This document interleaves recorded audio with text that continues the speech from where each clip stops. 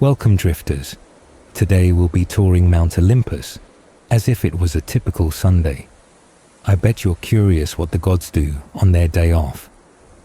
Then we'll talk a bit about 3 of the strongest gods, and wrap it up. If you genuinely like listening to my videos, take a few seconds to like and subscribe. That's all the motivation I need to keep delivering. Anyways, let's dive in. Olympus was the high and shining home of the gods, sitting just below the highest peaks of Mount Olympus, where the air was clear and bright, far above the clouds and stars, in the glowing space called the Aether, the upper air of heaven. The gods lived here in a grand palace complex built of stone with shining bronze foundations, where golden pavements gleamed in the courtyards, and everything reflected the light of the divine sky. This place was like an ancient fortress on a hill, a kind of acropolis with tall marble buildings and walls made not for war, but for majesty. The main building among these was the palace of Zeus, the king of the gods, and it had a very simple but noble layout. In its center was a large golden floored hall, which was used both for great councils and for feasting. From this place, the gods could look down and see the world of mortals far below.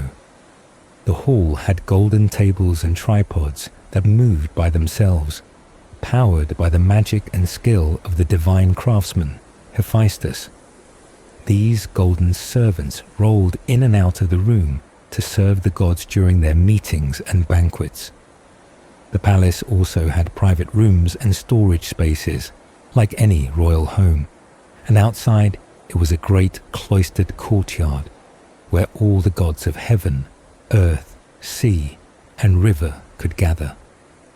Nymphs and spirits from all corners of the world would join, standing before the throne of Zeus when matters of fate or celebration were to be shared among the divine. At the very top of the mountain, on the highest peak, sat the other throne of Zeus, separate from the rest, where he alone would sit when he wanted to rule in solitude or look across the lands below. This throne was even higher than the palace and closer to the dome of the sky, which was imagined as a great solid arch of bronze above the world.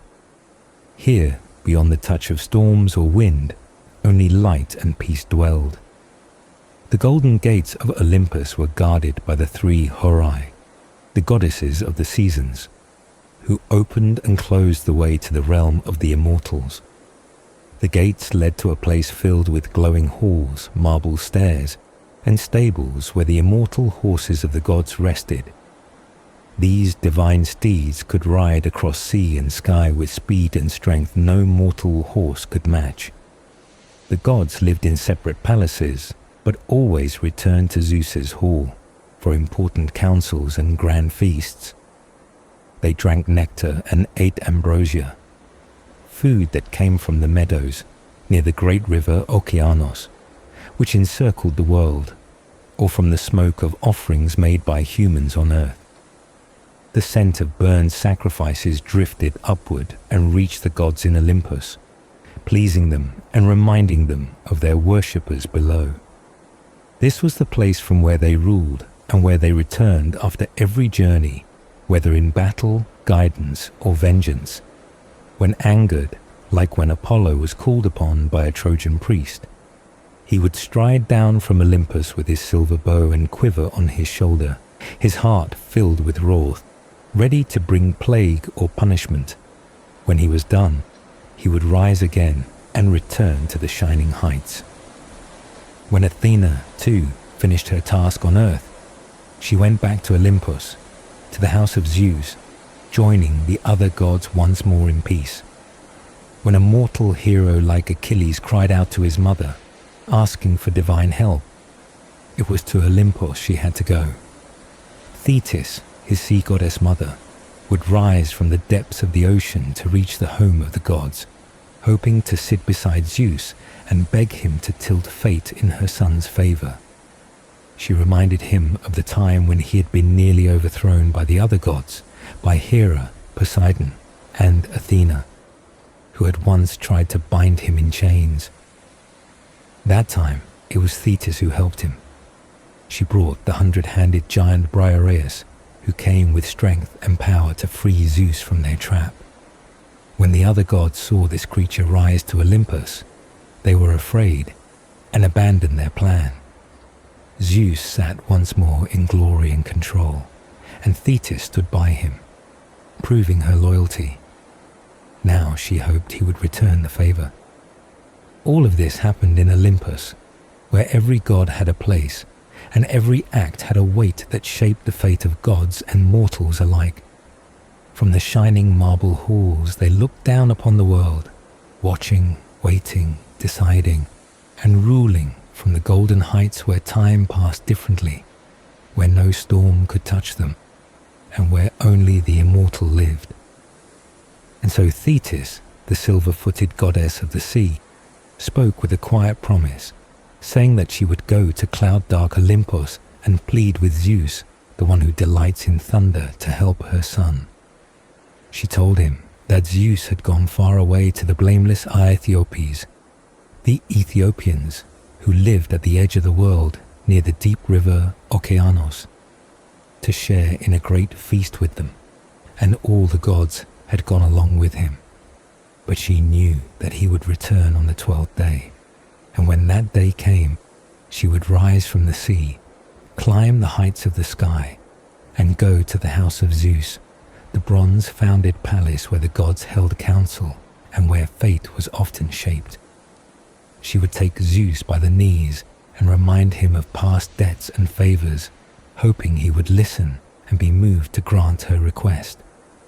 And as promised, when the 12th dawn came, the gods returned from their long journey, and they came together in one body, all of them ascending back to Olympus, and at their head was Zeus, the king of all the gods. Thetis did not forget what she had vowed. In the early light of morning, she emerged from the waves, rose out of the deep sea, and began her journey upward to the shining height of Olympus. She passed through the bright air and the space of clouds until she reached the rugged mountain's top, the place where no mortal could stand, and where only the gods lived forever. There she found Zeus, the son of Kronos, with the broad brow and the deep mind, seated alone upon the highest peak of Olympus, apart from the rest of the gods, in a place of silence and thought. She came to him quietly and sat beside him.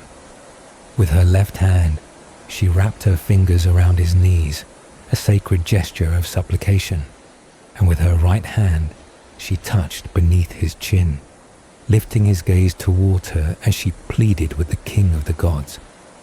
Her voice rose like the sound of the waves, steady and filled with pain, as she called him father and ruler of the heights.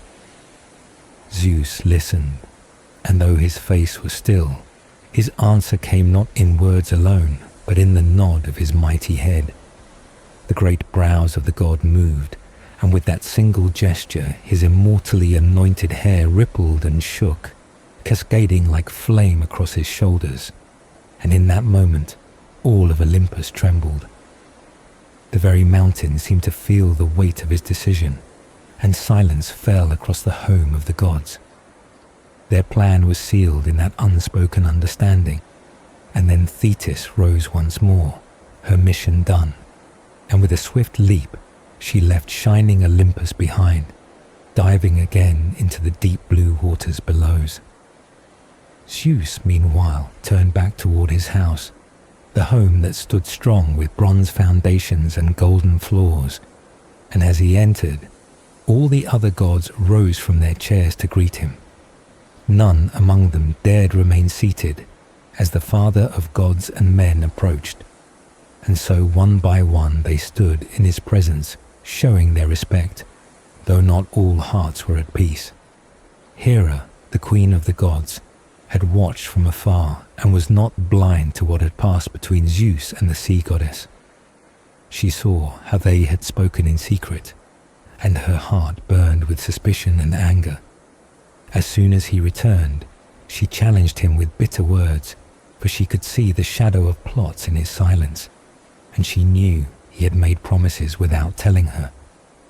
Zeus answered her with power in his voice, warning her not to challenge his will, and at his words, Hera fell silent. She returned to her seat without another word, though her heart was heavy and full of fury, and the air in the house of Zeus grew tense. The other gods sat in uneasy quiet, troubled by the exchange between the king and queen of Olympus. But before the tension could grow, Hephaestus, the divine smith, stood up. Limping from his seat, he quickly reached for a goblet with both hands and brought it to his mother Hera. He placed it gently in her grasp and reminded her that it was dangerous to go against Zeus, for none among the gods could match his strength. He spoke softly, but his words carried a memory that none in the hall could forget. Once before, he had tried to help her in defiance of Zeus, and the price had been high. Zeus had seized him by the foot and hurled him from the threshold of the palace, and he had fallen through the sky for an entire day, tumbling helplessly until at last, as the sun began to set, he landed on the island of Lemnos, broken and barely alive. The memory still lived in his voice as he urged peace now, reminding them that to challenge Zeus was to invite pain and ruin. His story was a warning and a plea, and it quieted the hall. The gods resumed their seats, and though the air still carried the weight of unspoken thoughts, the quarrel was done for the moment. Olympus, high above all the world, returned to its rhythm, and the plans that had been made in secret between sea and sky began to take their course. After that long fall through the open sky, it was the Sintian men who found him and took care of him, bringing him back from the edge of death after he had been cast out of the heavens. He spoke of it as a memory, and the goddess with white arms, Hera, looked at him and smiled. Her face softened as she saw her son standing before her, and she accepted the goblet of nectar from his hand. He had risen, despite his pain, to bring peace to the gathering, and starting from the left, he moved with care and effort, pouring drinks for each of the gods, dipping the sweet nectar from the great mixing bowl. And as the immortals watched him move about the grand palace with his awkward steps and busy hands, uncontrollable laughter spread among them. The blessed gods, who live forever, found joy in the sight of Hephaestus bustling and serving with such energy, and their laughter filled the bright halls. The day continued on like that, and for the rest of the daylight hours, until the flaming sun dipped below the earth, they feasted.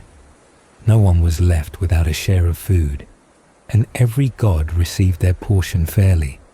They were not only fed, but also delighted by the sound of music, for Apollo played his beautifully made lyre, and the sweet voices of the muses rose in song, answering one another in perfect harmony. The music and the songs filled the air and brought calm to every heart, and for a time, even the weight of fate and war was forgotten. When the light of day faded and the sun went under the horizon, the gods left the great hall and went to their separate homes. Each one had a house crafted especially for them by Hephaestus, whose hands, though scarred, worked with unmatched skill and cleverness. These homes were spread across Olympus, built with divine hands for divine beings, and there the gods lay down to sleep. Zeus, the Olympian king and master of the lightning, went to his own chamber, the place where he always went when sleep came over him like a gentle wave. He climbed into his bed, and beside him lay Hera, the goddess of the golden throne. The palace of Olympus grew quiet as the gods fell into deep sleep, and the world above and below held stillness. Yet sleep did not come to Zeus. Though all the other gods and even the lords of chariots among mortals were resting, he remained awake, lying silently with thoughts heavy in his heart. He turned over the matters of fate, pondering deeply how he might bring honor to Achilles. He wanted to shape events that would fulfill the promise made to Thetis, and while the others slept, he called upon Dream, sending him forth with purpose. He gave the Dream a message and sent it down from Olympus to the mortal world, for no longer were the gods in disagreement, since Hera, by her pleading, had persuaded them all and ended the debate. Then came the new day. The goddess Dawn, Eos, rose into the sky, bringing the first light to tall Olympus. Her gentle glow reached the heights where the gods lived, shining through the bright air to touch Zeus and the other immortals with the promise of a new beginning. And when she came, the day's plans began to move again. Hera, with her intent sharp and focused, gave her command, and the grey-eyed goddess Athena did not hesitate. With swift steps, she descended from the peaks of Olympus, moving with speed and grace, and soon she stood among the ships of the Archaeans, having crossed the distance between heaven and earth with ease. Meanwhile, on the battlefield below, Agamemnon, the mighty king of men, lifted his eyes upward and spoke a prayer to Zeus. He called out to the one who rules from the dark mist of the sky, the one who dwells in the shining air, in the place above the clouds and beneath the dome of the heavens. His words rose like smoke, carried by the wind through the upper air, and far above him the gods looked down. The gleam of bronze flashed on the battlefield, and its light travelled upward, dazzling the heavens with brilliance. The reflection reached the sky and glowed in the space known as Aether, where light is pure and unbroken. There, in that shining space, the Muses lived. They were the daughters of memory and the keepers of song, and they had their homes upon Olympus, where they sang in joy and sorrow, telling stories of all that ever was. Then once again, the gods gathered beside Zeus. They sat in council, their feet upon the golden floor of the palace, and among them moved Hebe, the youthful goddess, pouring nectar into their cups. Each god drank, passing the goblet hand to hand, their eyes fixed on the city of Troy below. They watched the mortals, their thoughts hidden, and their plans slowly unfolding. In that moment, Zeus wished to provoke Hera, to stir her spirit and challenge her with words. He knew what he said would anger her, and so he spoke with that purpose. And just as he expected, Hera and Athena, seated beside one another, muttered quietly. They were not pleased. Their thoughts were turning toward mischief and wrath, and already they were shaping evil for the Trojans. Their whispers echoed quietly in the great hall, unnoticed by most, but full of meaning. And so Olympus remained the place where feast turned to councils, where laughter turned to plots, and where the gods watched the lives of mortals from the brightness of the sky. Helen, in the bitterness of her heart and weariness of divine meddling, turned toward the goddess with scorn and told her to abandon the path of the gods, to leave the way that led back to Olympus, to never again walk the road that climbed to the home of the immortals. She did not want to be dragged further into the plans of those who lived above the clouds, and she rejected the will of the goddess who had brought her there. Meanwhile, far above, Zeus, the king of all, spoke, and his words stirred Athene, who had already been waiting, eager and ready to act. The moment he gave his signal, she did not delay.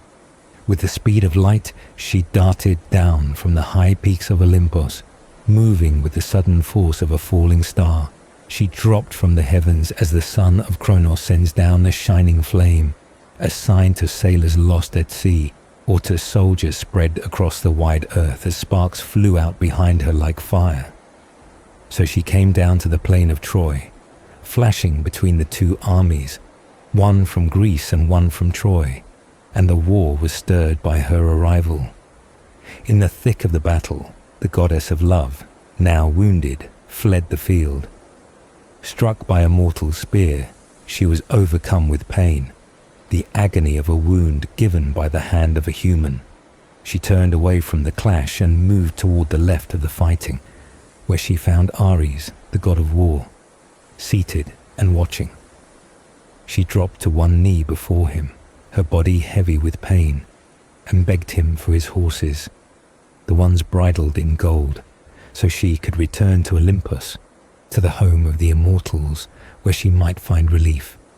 Her voice was full of suffering, and she pleaded for rescue, saying the spear of a mortal had pierced her, the son of Tydeus, a man fierce enough to face even Zeus himself. Ares gave her the horses, and still full of grief inside, she climbed into the chariot. Beside her came Iris, the swift-footed messenger, who gathered up the reins and lashed the horses forward. They flew without resistance, eager in their flight, cutting through the air and rising toward the towering Olympus. When they reached the place of the immortals, Iris reined them in and slipped them from the yoke, giving them their immortal food, as only divine creatures could eat. Meanwhile, the wounded goddess collapsed at the knees of her mother, Dione, her strength gone, her body broken by pain. Her mother held her and spoke gently, reminding her that many gods who dwell on Olympus had also suffered at the hands of men. None were free from pain, not even those who ruled above. She told her of Hades, the great lord of the dead, who had once been wounded by the same man, the son of Zeus, during a battle in Pylos. The arrow had struck his shoulder, and the pain had driven him up from the world below, up to the house of Zeus and tall Olympus. Even he, the Dark King, had groaned with suffering, stabbed deep and weighed down by the hurt. But there, in the high halls, Poseidon, the healer of the gods, scattered healing medicines and took away the pain, because Hades, like the others, was not immortal and could not be ended by such wounds.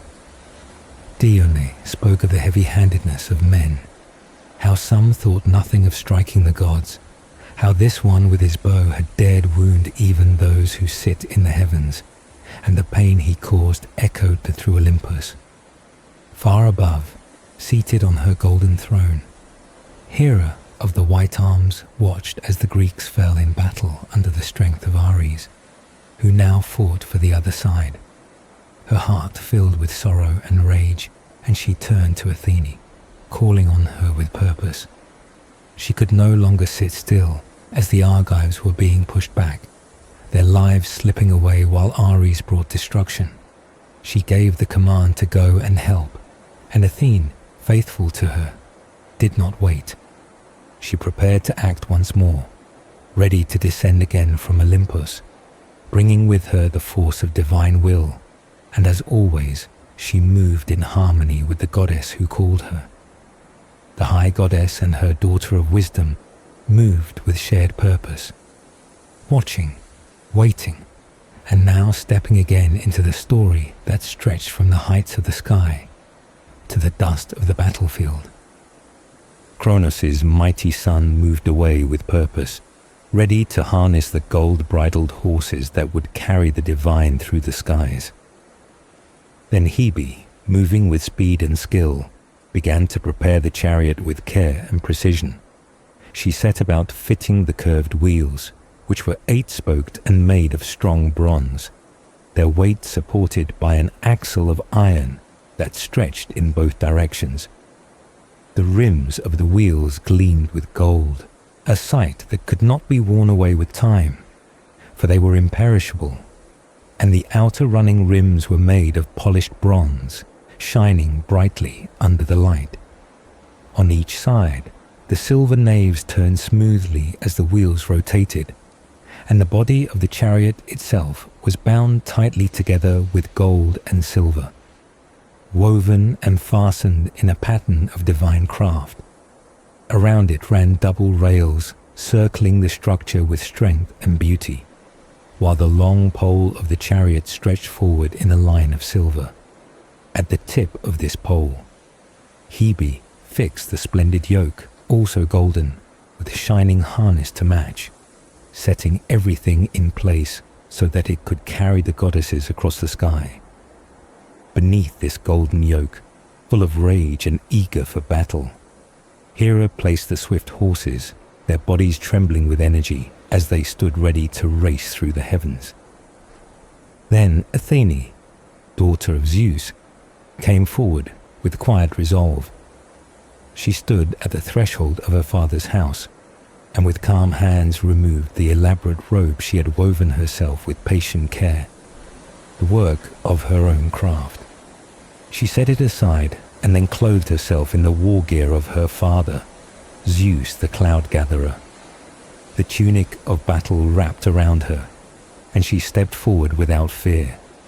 Her hands reached for a great spear, heavy and strong, thick and broad, the weapon she used to bring down warriors in battle when they had drawn her anger. With this in hand, she climbed into the chariot, her eyes set forward. Hera struck the whip, and the horses leapt forward at once. As they surged ahead, the gates of the sky, massive and ancient, groaned open by their own will. These gates were watched over by the Horai, the goddesses of the hours, whose task it was to guard the sky and all of Olympus. They had the power to open the darkness and let in the light, or to close it again, sealing the way between heaven and earth. As the horses charged through, the gates gave way, and the goddesses rode through the open space, cutting across the sky on the path only the divine could travel. They rose higher and higher, heading toward the peak where Zeus sat alone, apart from the other gods, at the highest point of rugged Olympus, Zeus. There, Hera brought her horses to a stop and addressed Zeus directly. Her voice steady, she questioned him, asking whether he was not angered by the reckless violence of Ares, whose actions had stirred chaos. In reply, Zeus, father of gods and men, answered with calm authority. He told her to go ahead and set Athene against Ares, for she was the one best suited to bring pain to him, more than any other. Hearing his words, Hera did not delay. She struck the horses again, and they surged forward, faster than ever, eager and willing in their flight. They moved without resistance, flying through the open space between the earth and the star-filled sky. Their strides stretched across distances no mortal could imagine, as far as a man sitting high above the sea on a lonely cliff can see across the wine-dark waves into the far-off haze. So far did the horses of the gods run with a single leap, their hooves slicing through the wind as they climbed higher. And now Ares, wounded in battle, bellowed with a roar so terrible it could be heard like the cries of 9,000 or even 10,000 men locked in war. His voice filled the air, a thunderous sound that shook the world. It was a cry of pain, for he had been struck by the mortal warrior Diomedes, aided by Athene herself, and the wound burned deep within him. As he rose upward through the sky, his body lifted by the power of the gods, he moved like a storm forming after a long day of heat. The clouds gathered thickly around him, and the sky darkened as he passed. The storm wind rose, and the air swirled. To Diomedes, watching from the battlefield below, Ares appeared not as a god but as a shadow climbing back into the heavens, swallowed by the sky as he disappeared into the wide world above. Lightly he rose, yet the weight of his cry remained, echoing through the clouds and carried upward with the wind as he returned, wounded and defeated, to the heights of Olympus. He came with haste and sorrow to the home of the gods, the towering heights of Olympus, and without delay he sat beside Zeus, son of Kronos, his heart full of pain and his spirit burdened by the wound he had suffered. The blood that ran from his divine body was not like that of mortals, but immortal blood, sacred and eternal, now flowing from a sharp spear's cut. It was a moment of both shame and agony as he showed Zeus what had been done to him, hoping to stir justice or sympathy. Meanwhile, elsewhere on the heights of Olympus, the two goddesses, Hera and Athene, who had once again stepped in to stop the bloodshed brought by the violent god of war, turned back from the mortal world. They returned together side by side to the great house of Zeus, leaving behind the cries of war and the clash of swords below. Their work was done for the moment, for they had halted the chaos and held back the slaughter, pulling Ares away from the battlefield before more ruin could unfold.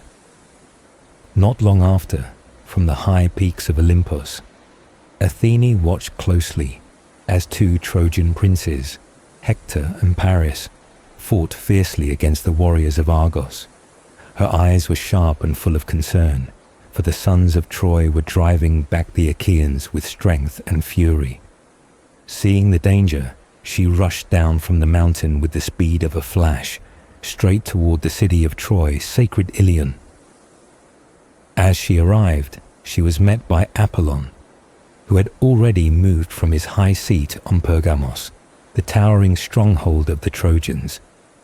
He had plans of his own, plans that would turn the tide in favor of Troy, and now the two immortals met beneath the shadow of an ancient oak tree. There, without anger or fight, Apollon asked Athene why she had come, whether she meant to shift the balance and once again favor the Achaeans. And Athene, calm in her wisdom, told him that her thoughts were aligned with his. She had come down from Olympus not to bring victory outright, but to make sure the path ahead unfolded fairly, as agreed. Both divine minds now stood in unity, their will shaping the future of the battle as much as any sword or shield could. Far away from this meeting, the flowing-haired Achaeans worked with relentless effort, straining their bodies to build a strong fortification around their ships. They labored hard, hands busy with stone and timber, crafting walls to guard against the storm of war that threatened to crash upon them. All the while, the gods sat in council upon the peaks of Olympus, watching silently as the mortals toiled below. Seated among them was Poseidon, shaker of the earth, who spoke his thoughts openly. The gods saw every stone lifted and every trench dug, the sweat and fear that drove the Achaeans to protect what remained of their hope. Then the yellow-robed dawn spread her light across the land, marking the start of another day of battle and fate. Zeus, king of thunder and cloud, called all the gods to assemble at the highest summit of rugged Olympus. There, standing before them with the voice of authority, he made his will known. He told them to listen closely, goddesses and gods alike, as he spoke from the depths of his heart. He warned them not to interfere, not to favor one side or the other, not to cross his command. His desire was to bring this long conflict to a swift end, and any immortal who dared to act against his word would face punishment. He made it clear that should any of them try to help the Trojans or the Achaeans in secret, he would not be lenient. He would cast them down from the heights of Olympus, hurl them into the depths of Tartaros, far below even the house of Hades, into the dark place where iron gates and bronze thresholds sealed away the most terrible things. This was not a threat lightly made, for the distance between the sky and the underworld was beyond what any mortal could imagine, and even the gods knew the dread that lay beneath the earth. He spoke with the power of one who stood above all others, strongest among the immortals, and challenged them to test him if they wished, but warned that none would succeed. He told them to let down the golden chain from heaven, and if they all pulled at once, they would never be able to drag him down from the sky. Yet if he pulled alone, he could lift them all, gods, earth, and sea, and hang them high. Such was the force of his word, and none among the gods dared to speak against him. The assembly of immortals listened in silence, for they knew the strength of Zeus was unmatched, and his will was the law that shaped the course of both divine and mortal lives. The Mighty One declared that if a golden rope were to be let down from the wide sky, all the gods and all the goddesses together could grasp it and pull with all their strength. Yet even united, they would not be able to bring him down from the heights, no matter how tightly they held, no matter how long they pulled, no matter how tired they became in their effort. They would never drag Zeus from the sky down to the earth, for he stood above all in power and in counsel. But if he chose to act, if he truly wished to pull with his own strength, he could lift all of them, gods and goddesses alike, along with the whole earth and the endless sea. With that strength, he could tie the golden rope around the peak of Olympus and suspend everything in the air, leaving the world and the divine realm hanging in space, helpless before his might. Such was his power, unmatched by any other being, stronger than any god, stronger than any mortal. When he had spoken, a silence fell among all those gathered. Not a single voice dared to rise against him, for they were stunned by the force of his words, and they knew he had spoken the truth. His strength could not be questioned, and none among the immortals dared challenge his will. As the silence held, below on the battlefield, the tide of war shifted once more.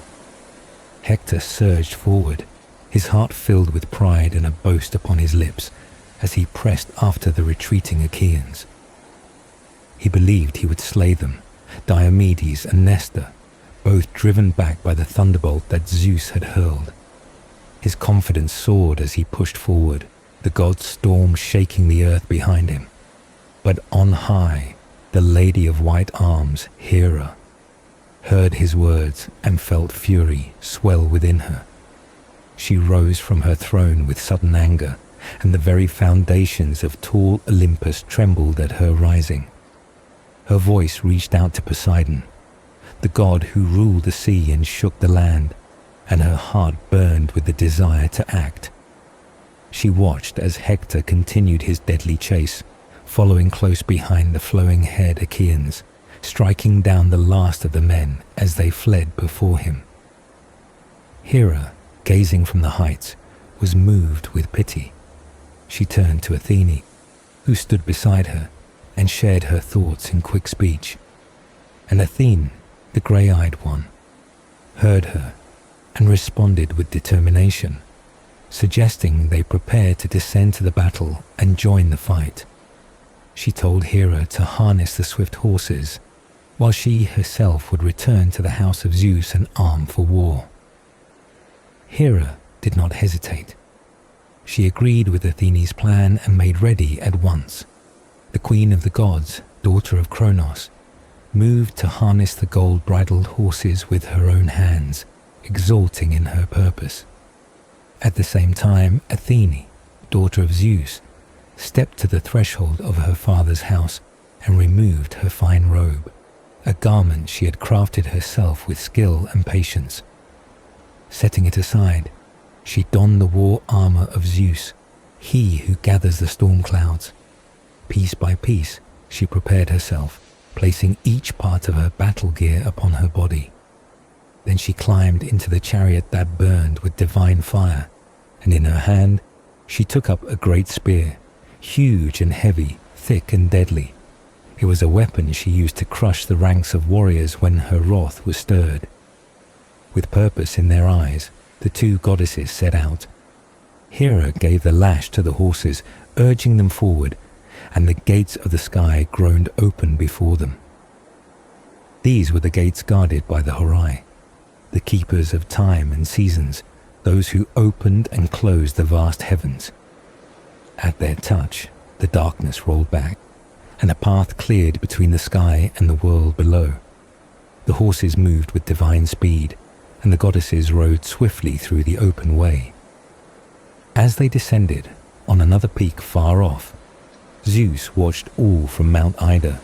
His eyes saw everything. And when he chose to act once more, he gave his command to Iris, she of the storm-swift feet. At his word, she rose up with speed, carrying his message, and soared from the heights of Ida back to tall Olympus. She flew like a streak of light, swift as the wind, and reached the gates of Olympus with her task. There, just at the threshold, among the many folded peaks and slopes of the divine mountain, she arrived to deliver the will of Zeus, whose rule none could question. And just as the two goddesses prepared to descend into the war, their hearts burning with fury and a fierce desire to protect those they favored, Iris, the swift messenger of Zeus, appeared before them. She stood firm in their path and spoke with the authority of the one who had sent her, delivering a message from the king of the gods. Her words stopped them cold, for they were not empty threats but commands backed by power too great to resist. She questioned their rage and the storm within their hearts, wondering how they dared to let such fury drive them. Then she warned them clearly of what Zeus had promised should they defy his will. If they moved against him and took part in the mortal war, he would not merely be angered, he would act. He would cripple their fast horses beneath the yoke, strike them down from their place on the chariot, and crush that chariot into ruin. And more than that, he would burn them with lightning, leaving wounds so deep and devastating that not even 10 years would heal them. The pain would stay with them for a decade, a constant reminder that they had dared to stand against their own father. This warning was not just for one, but aimed especially at the grey-eyed goddess, that she might know what it meant to defy Zeus himself, to truly understand the weight of opposing the one who ruled above all. With her message delivered, Iris turned and left them, swift as she had come. In the heavy silence that followed, Hera turned to the other, her heart resigned. There was sadness in her voice as she admitted that they could no longer challenge Zeus, not for the sake of mortals. She saw now the limits of their defiance. No matter how unjust or cruel the outcome below, they had no choice but to accept it. Let one man die, let another live. It would be as fate allowed, as Zeus willed, not as they desired. He would decide the fate of both Greeks and Trojans, shaping it according to his will, as was his right. And so she made her decision and turned her chariot around, retreating from the war they could not enter. The Horai, the keepers of time, and the guardians of the gates of heaven stepped forward to help. They unfastened the harness from the flowing maned horses and led them to their mangers, where they were fed ambrosia, the food of the gods. The shining chariot was placed carefully against the inner wall of their divine home, gleaming in the sacred light. The two goddesses, still heavy with sorrow, returned to their golden thrones among the other immortals, their hearts filled with grief. They said nothing, but the pain and anger of being denied filled them in silence. Then, as the sky changed and the times moved on, the father of the gods returned. Zeus, who had been watching and commanding from Mount Ida, now steered his strong-wheeled chariot back toward Olympus. His horses, powerful and swift, brought him high into the heavens. As he arrived, Poseidon, the god of the sea, stepped forward to greet him. With respect and care, he unfastened the horses and placed the chariot on its stand, spreading a cloth over it as a mark of honor. Then Zeus, broad-browed and mighty, took his place upon his golden throne, and beneath him the great mountain of Olympus trembled at his weight. All the gods watched him, but two sat apart.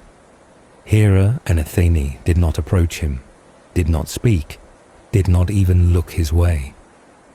They stayed seated at a distance, silent and wounded in pride. They did not ask him anything, for their hearts were heavy and their spirits were still burning with silent resistance. But Zeus, in his wisdom, saw all. He knew what had passed, and he understood their silence. With his deep voice he addressed them, knowing well the thoughts in their minds. He asked why they were so sorrowful, why their faces were so downcast. He reminded them that they had not fought, not truly, that they had not grown weary from the battle below.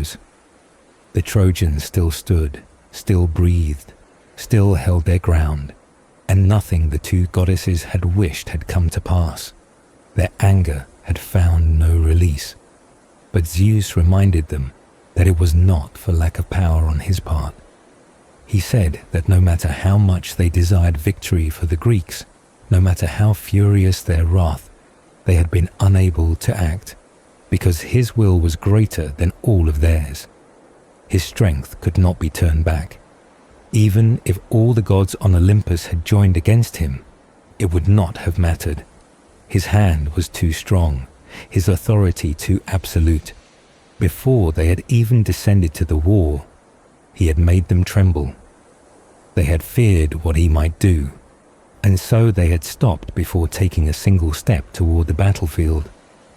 He reminded them once more that had they not obeyed, had they dared to ride into battle, he would have struck them down. With a bolt of lightning, he would have burned them where they stood, broken them inside their chariot, and they would not have returned. Not to Olympus, not to the safety of the heavens. They would have been left behind, scorched by his wrath, unhealed and powerless, and the home of the immortals would have remained out of reach. That was the fate they had barely escaped, the cost of standing against him. His words were not boastful, but matter of fact, the truth spoken plainly. As he finished, the silence remained, heavy and unmoving. The war still raged far below us. The pressure of the fight held the heads of the Greek soldiers in a single line, shoulder to shoulder, as the endless force of battle pressed upon them. The gods watched, but none moved, for Zeus had spoken, and no one, not even the immortals, would defy his will now. She and her companions whirled and fought with the fierceness of wolves, their hearts filled with fury and no thought for mercy, and the Lady of Sorrow stood watching them with joy in her heart. Eris alone of all the immortals was present at the battlefield, her spirit feeding on the pain and hatred of mortals. The other gods stayed away, each in their own splendid palace high on the folds of Olympus, distant and silent. These homes were crafted for each one of them in divine splendor, and there they remained, separate and unmoved, yet within their hearts they all held blame for the one ruled above them all. Zeus, the son of Kronos, wrapped in mist and mystery, was the target of their silent anger, because it was his desire to lift the glory of the Trojans and cast down the hopes of the Greeks. But Zeus paid no mind to their thoughts or words, ignoring their frustrations completely. Alone and wrapped in his immense strength, he sat far apart watching from his high place. He looked down on the city of Troy and the line of ships where the Greeks stood ready for war. The bronze armor glinted under the sun, and the cries of battle filled the air. Zeus saw all of it, the sharp flashes of swords, the falling of men, the rise of heroes and the death of others. He rejoiced in the display of might and fate playing out below him. The Muses, the daughters of memory and song, kept their homes on Olympus as well, singing of these scenes and holding the stories deep within their hearts. Far below, Zeus grasped a thunderbolt in his strong hand, lifted it from the shining edge of Olympus, and let it flash as a warning to mortals. The brilliant spark leapt from the sky, a sign of divine anger and power, and the bright light of it sent shivers through the hearts of men. The gods watched from afar, their strength held in check. Even Ares, the god of war, sat hidden under golden clouds on the outer edges of Olympus, trapped by the will of Zeus. He sat still like the others, restrained, unable to join the battle where men fought and died. At the same time, Hera, sitting on the high peak of Olympus on her throne of gold, looked out and saw the battlefield. She saw her brother Poseidon moving through the fight, aiding the Greeks and stirring the waters of war. Her heart lifted with pride when she saw him. Then she turned her gaze and saw Zeus sitting on the top of Mount Ida, gazing out over everything from his lonely seat. Her eyes brimmed with dislike for him, and a storm of thoughts churned in her heart. She wondered how she might trick him, how she might twist his thoughts away from the battle. The idea came to her like a whisper in the wind. Perhaps if she clothed herself in beauty and charm, he might be distracted by desire. Perhaps if she could make him lie beside her, she could steal away his attention and bring him to rest. Perhaps she could place a soft sleep over his eyes and dull his sharp mind. With this plan in her heart, she turned toward her private chamber, the room crafted by Hephaestus, her son, whose hands had built it with skill unmatched. She closed the shining doors behind her and locked them with a hidden bar, a lock that no other god could open. Inside, she was alone. She washed herself with ambrosia, scrubbing away all signs of travel and strain from her divine skin. Then she reached for a flask of sweet olive oil, the ambrosial kind, kept only in the house of Zeus.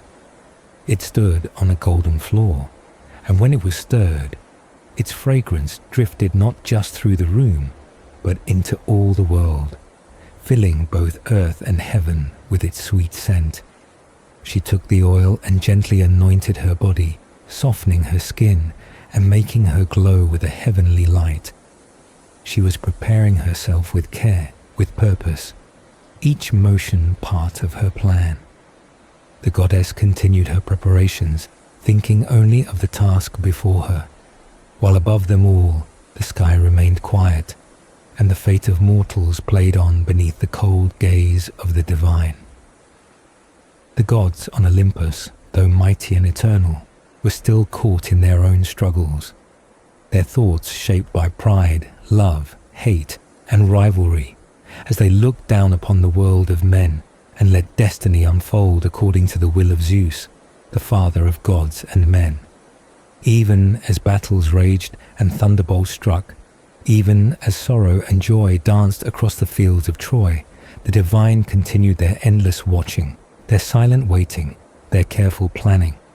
For the tale was not yet over, and the heart of heaven still held secrets not yet spoken. She combed her long, shining hair with care, her fingers moving gently through the smooth strands, arranging each curl with purpose as the ambrosial light shimmered around her head, glowing with the beauty of the gods. Her hair, so divine and perfect, fell in waves across her shoulders, catching the light with every motion. Then she dressed herself in a robe woven by the hands of Athena, made with great skill and precision, a garment smooth to the touch and filled with countless fine figures worked into its fabric, figures that danced softly as the cloth moved with her breath. The robe, rich and flowing, shimmered as it wrapped around her form, and she pinned it carefully across her chest with a brooch of gold that sparkled like fire. Around her waist, she tied a wide belt, a woven zone with 100 tassels floating from it, each one swaying gently as if moved by a breeze that did not touch the mortal world. The belt circled her waist with grace, completing the look of a goddess preparing for something of great importance.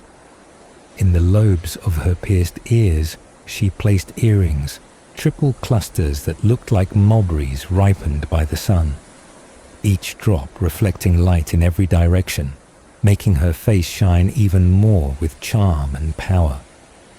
She stood there, glowing with beauty, lovely even among goddesses, then placed over her head a fresh, soft veil, one that shone pale like early sunlight, veiling her grace without hiding it.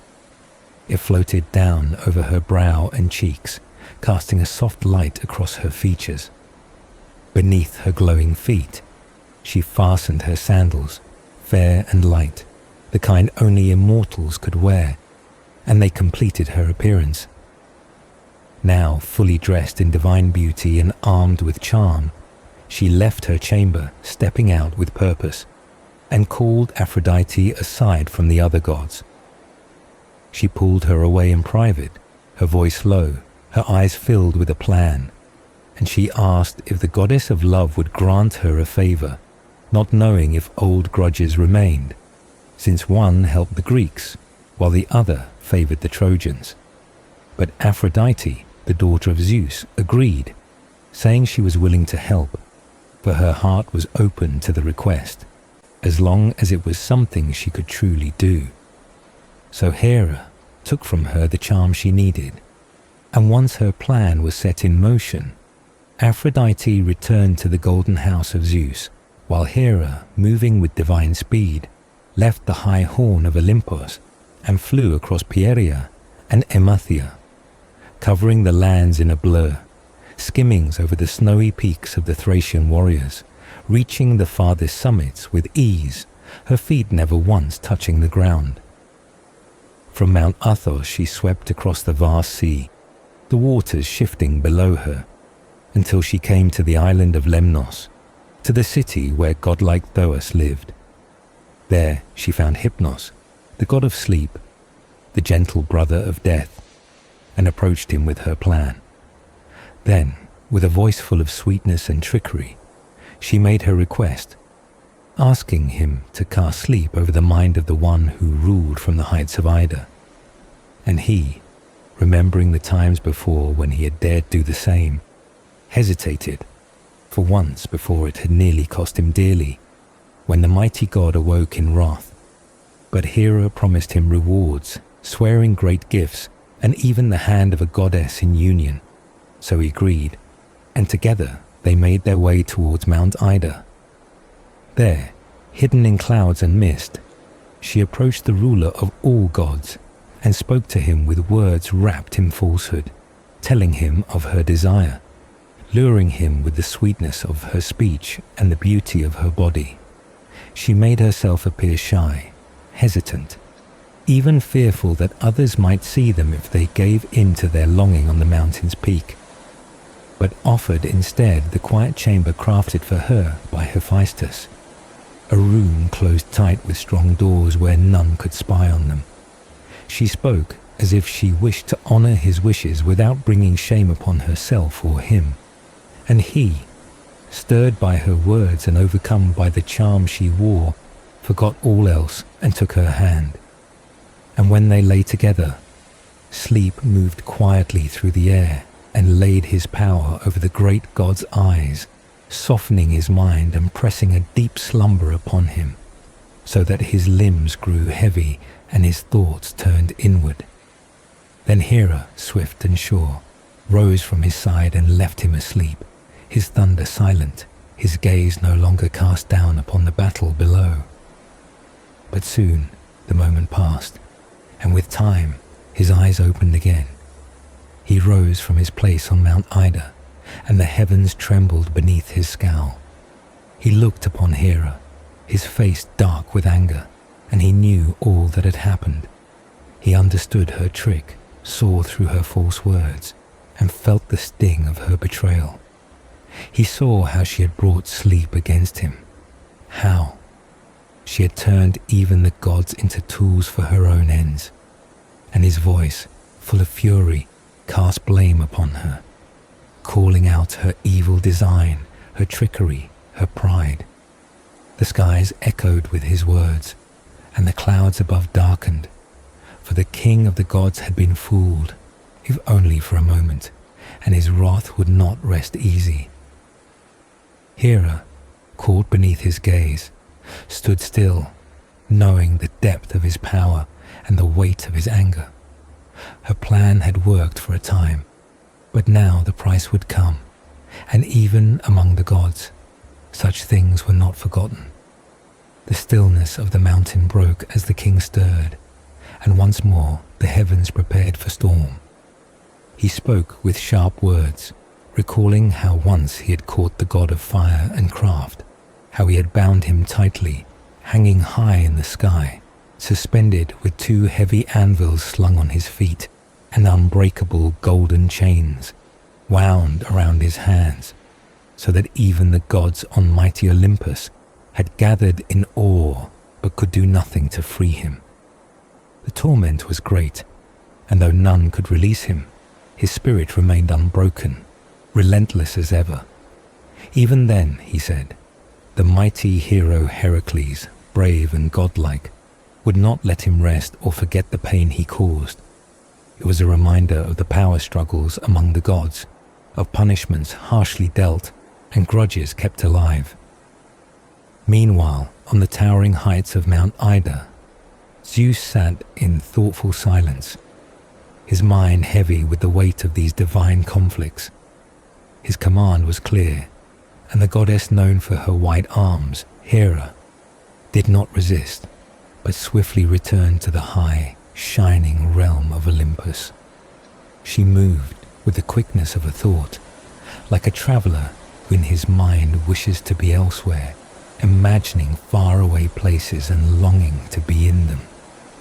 In this way, she hastened through the air, reaching the lofty halls where the immortals gathered, and entered among the gods who were assembled there. As she arrived, the other gods rose up, eager to greet her, raising their golden cups in welcome. But Hera did not pause for the others. She passed through quickly and accepted a cup only from Themis, the goddess of fair judgment, who had come running to meet her and spoke kindly, sensing the worry written upon Hera's face. Themis asked gently why she had come, noting that Hera seemed frightened, and that it must be the will of Zeus, her husband and the son of Kronos, who had caused this fear. Hera replied with a heavy heart, telling Themis not to ask further, for she herself understood the stubborn and proud nature of Zeus's spirit. She urged Themis to keep order among the gods and oversee the feast, but warned that what was to be revealed would bring unease both among mortals and immortals. Though some still feasted in pleasure, trouble was stirring, and not all would find joy in what Zeus had disclosed. As Hera spoke, a subtle smile touched her lips, but beneath her dark brows her forehead was troubled and restless. She addressed all the gods gathered there with a sharp voice, calling them fools for their reckless attempts to oppose Zeus.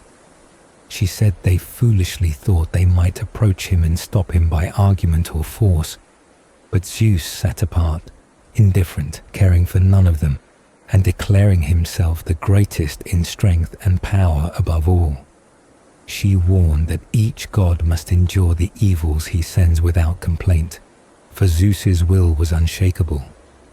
Hera's words carried sorrow as she revealed that already harm had been dealt to Ares, the fierce god of war. His son, Ascalaphus, beloved above all men, had been killed in battle, a sorrow that cut deep into Ares' heart. The gods listened in silence, heavy with the weight of this grief, and the air in the golden house of Zeus grew tense.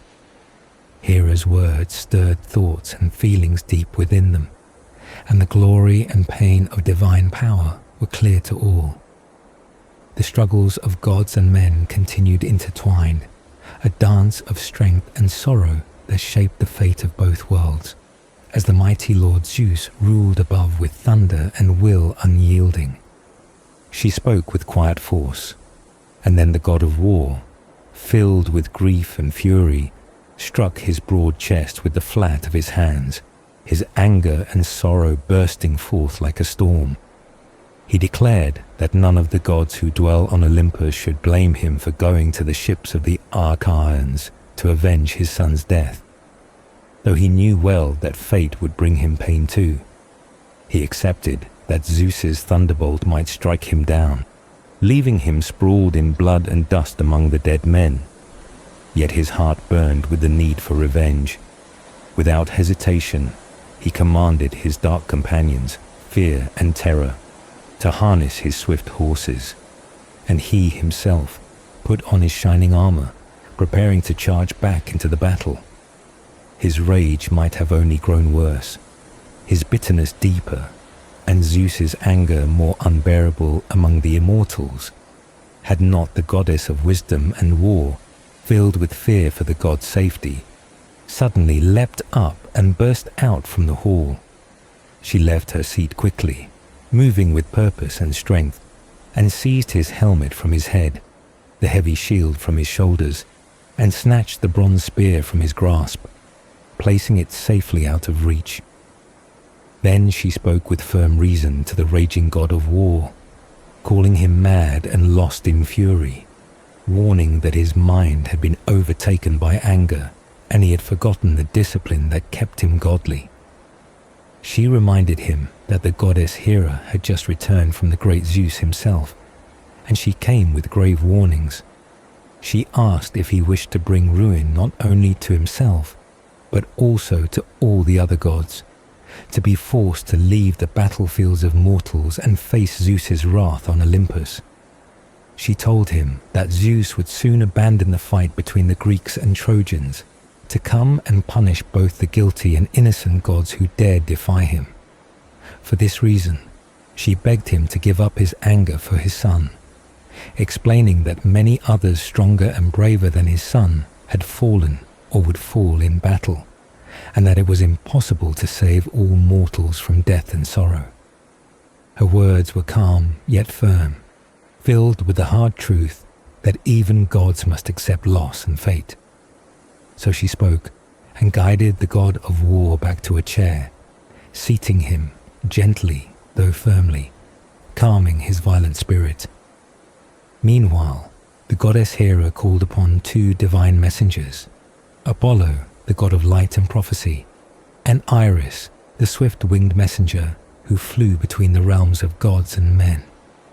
She instructed them to hurry to the mighty Zeus on Mount Ida without delay, and once they reached him, to heed whatever commands he would give them.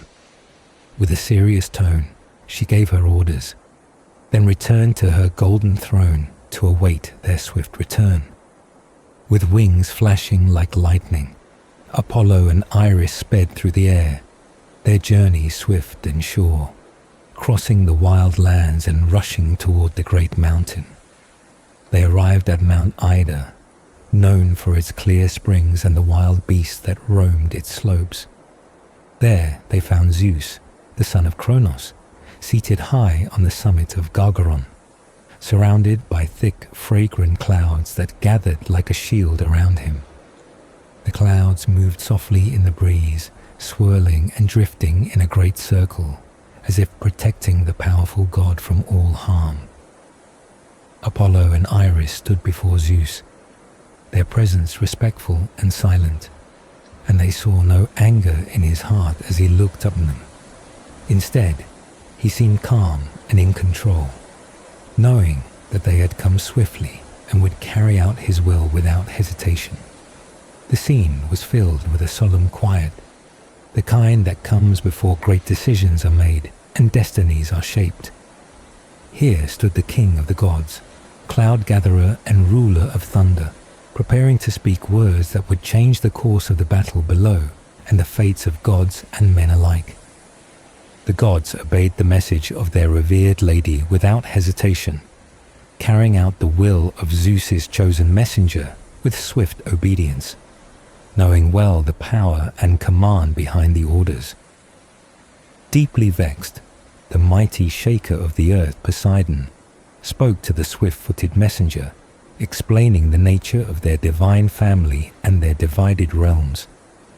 He reminded that three brothers were born of Rhea and Kronos, Zeus, the ruler of the wide sky and bright clouds, Poseidon himself, lord of the vast and grey sea, and Hades, the somber lord of the dark mist and the underworld.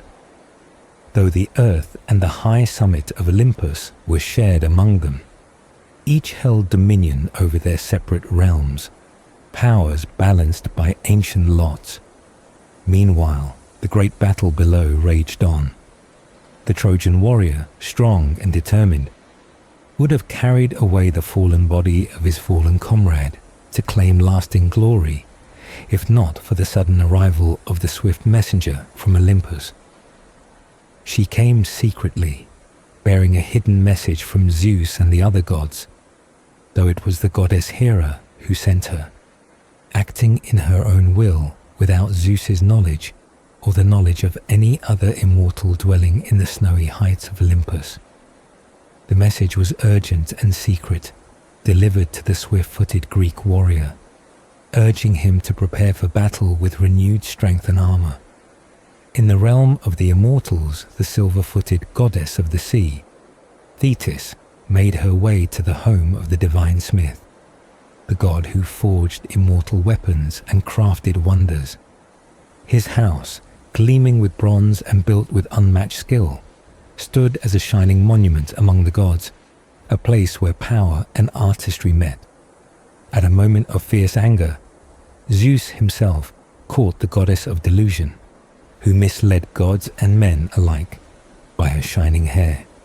With great wrath, he swore a mighty oath that she would never return to the starry heights of Olympus, casting her out into the mortal world, where she would no longer confuse or trick the gods.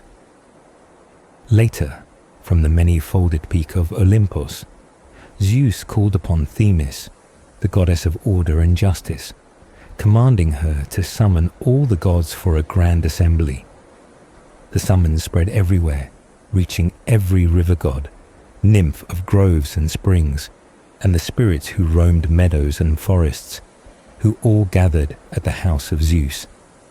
This grand assembly took place within the beautiful cloisters made of smooth stone, crafted by the skilled hands of the divine smith, the one who fashioned weapons and structures alike with his cunning. As the gods assembled, the great shaker of the earth came from the sea, joining the meeting and taking his place among the immortals. He addressed Zeus, asking why the Lord of the shining thunderbolt had summoned them all together, seeking to understand what urgent counsel or decision the ruler of the gods wished to share.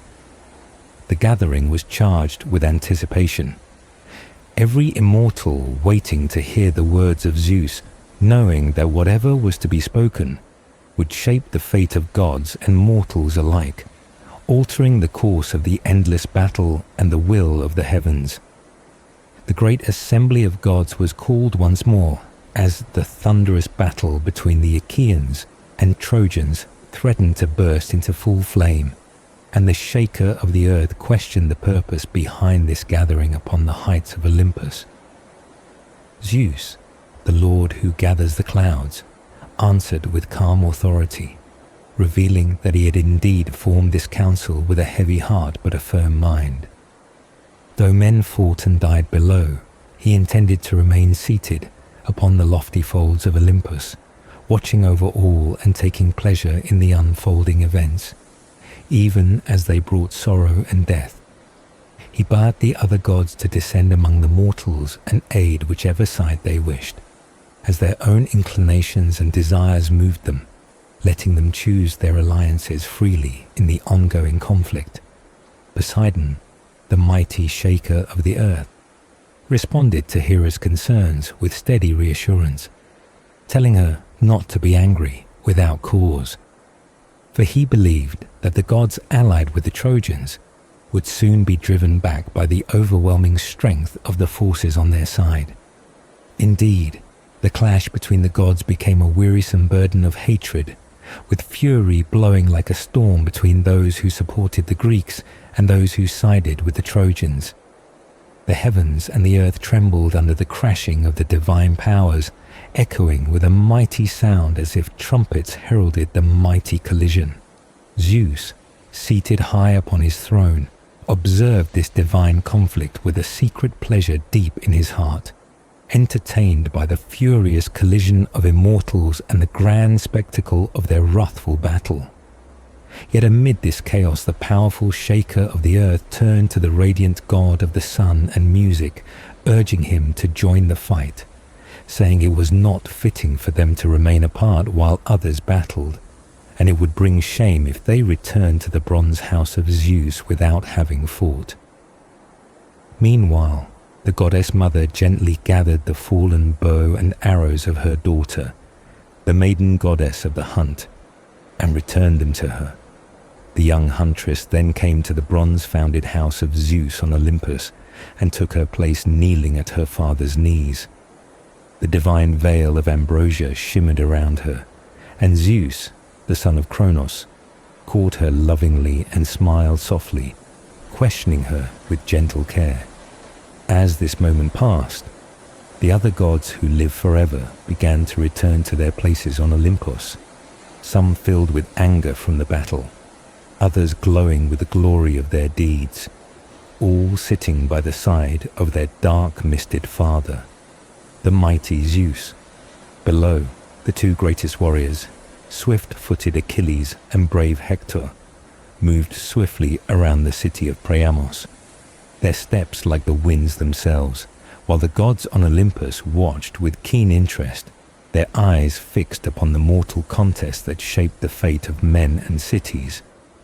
Zeus, the great gatherer of clouds, then spoke to his dear daughter, the goddess of wisdom and war, urging her not to lose heart, assuring her that his words were not spoken in anger, but with kindness. He encouraged her to act with resolve and to keep her spirit strong as the battle raged on, knowing that the struggle was far from over and that the will of the gods would shape what was to come.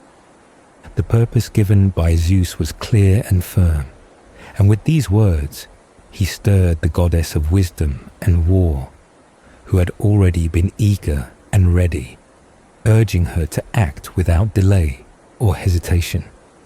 With a flash of speed and determination, she descended swiftly from the towering pinnacles of Olympus, moving quickly toward the unfolding events below, her mind set on fulfilling the task assigned to her by the highest of gods. Meanwhile, the sea goddess, mother of the swift-footed warrior, spoke solemnly, her voice carrying the weight of deep sorrow as she prepared herself for the journey from the depths of the ocean to the divine halls of Olympus. Taking up her black veil, the darkest garment there is, she moved with quiet dignity, guided by the ever-speedy messenger of the gods, whose wings fluttered like the wind as they parted the waves of the sea before them. They emerged onto dry land, and then swiftly rose toward the sky, where at the summit they found the mighty Zeus, son of Kronos, with all the blessed gods gathered around him in their eternal assembly. The grieving mother took her place beside the great father of gods and men, and the goddess of wisdom made a place for her, showing respect and kindness in the presence of divine sorrow.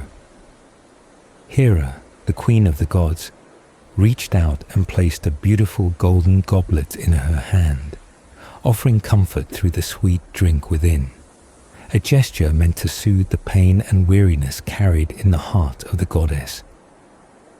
Zeus then began to speak, addressing the assembly and the sorrowful mother with words both knowing and commanding, acknowledging the deep grief she bore, yet explaining the reasons for calling her to this sacred gathering. The sea goddess listened without defiance or delay, understanding the weight of the matter, and soon after, she descended with the same swiftness from the peaks of Olympus to the shelter of her son, ready to fulfill the will of the gods with a mother's tender care. It was a reminder that the gods, though mighty and immortal, had their own emotions and relationships, and the honors given to them by mortals were remembered even beyond death. As the mother of the warrior spoke of how her son never forgot to give due gifts and respect to the immortals in his halls, and so the gods remembered him in return, even in the shadow of death. Hermes, the fleet-footed messenger, then spoke briefly and made his way to the high places of Olympus, moving with purpose and speed, his role always to carry messages between gods and mortals.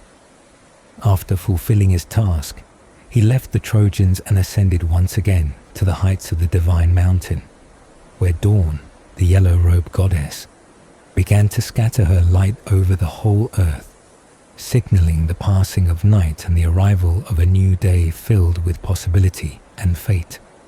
This scene of divine movement and command echoed through the ages, recorded not only in the great epics, but also in the words of later poets and rhetoricians who describe the life of the gods in their eternal homes. The golden horned deer that draw the chariot of the huntress goddess were cared for by the Amnesiades nymphs, who released them from their yokes and fed them from the meadows blessed by Hera, offering sweet clover and fresh water from golden troughs to satisfy their needs. When the nymphs gathered in dance around the goddess near sacred springs and meadows, places named for ancient rivers and lands, the sun god Helios would pause his chariot in the sky, entranced by the beauty of their movements, allowing the light of day to stretch longer as he gazed upon the divine spectacle. Thus, the gods and their retinues were not distant or uncaring, but intertwined with the rhythms of nature, the cycles of day and night, the seasons, and the ongoing story of mortals and immortals alike.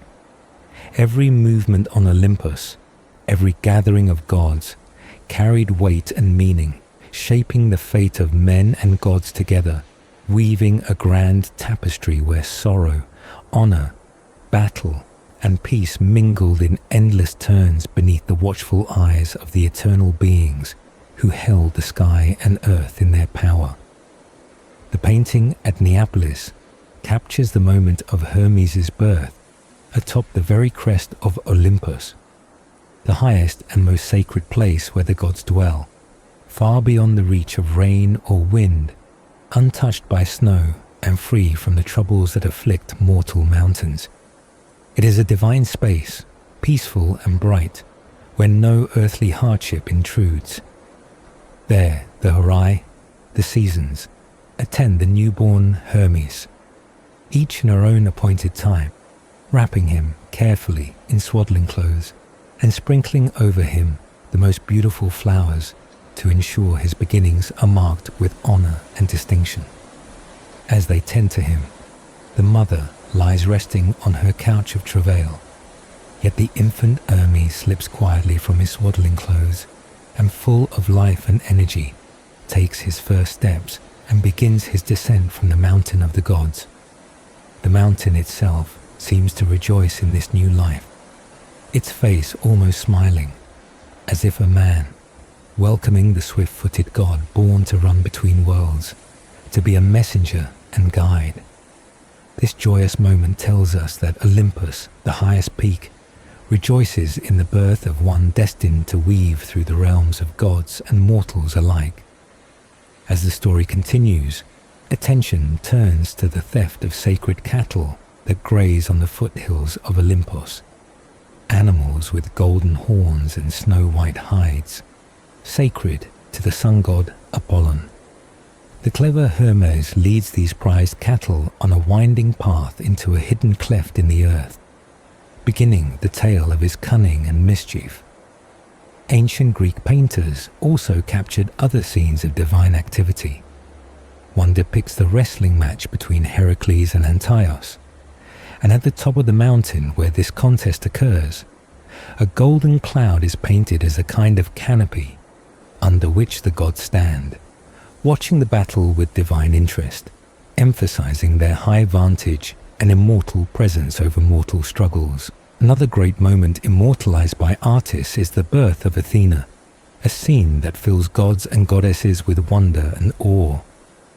At this moment, Athena bursts fully armed from the forehead of Zeus, her father, a powerful symbol of wisdom and war born complete and ready for battle.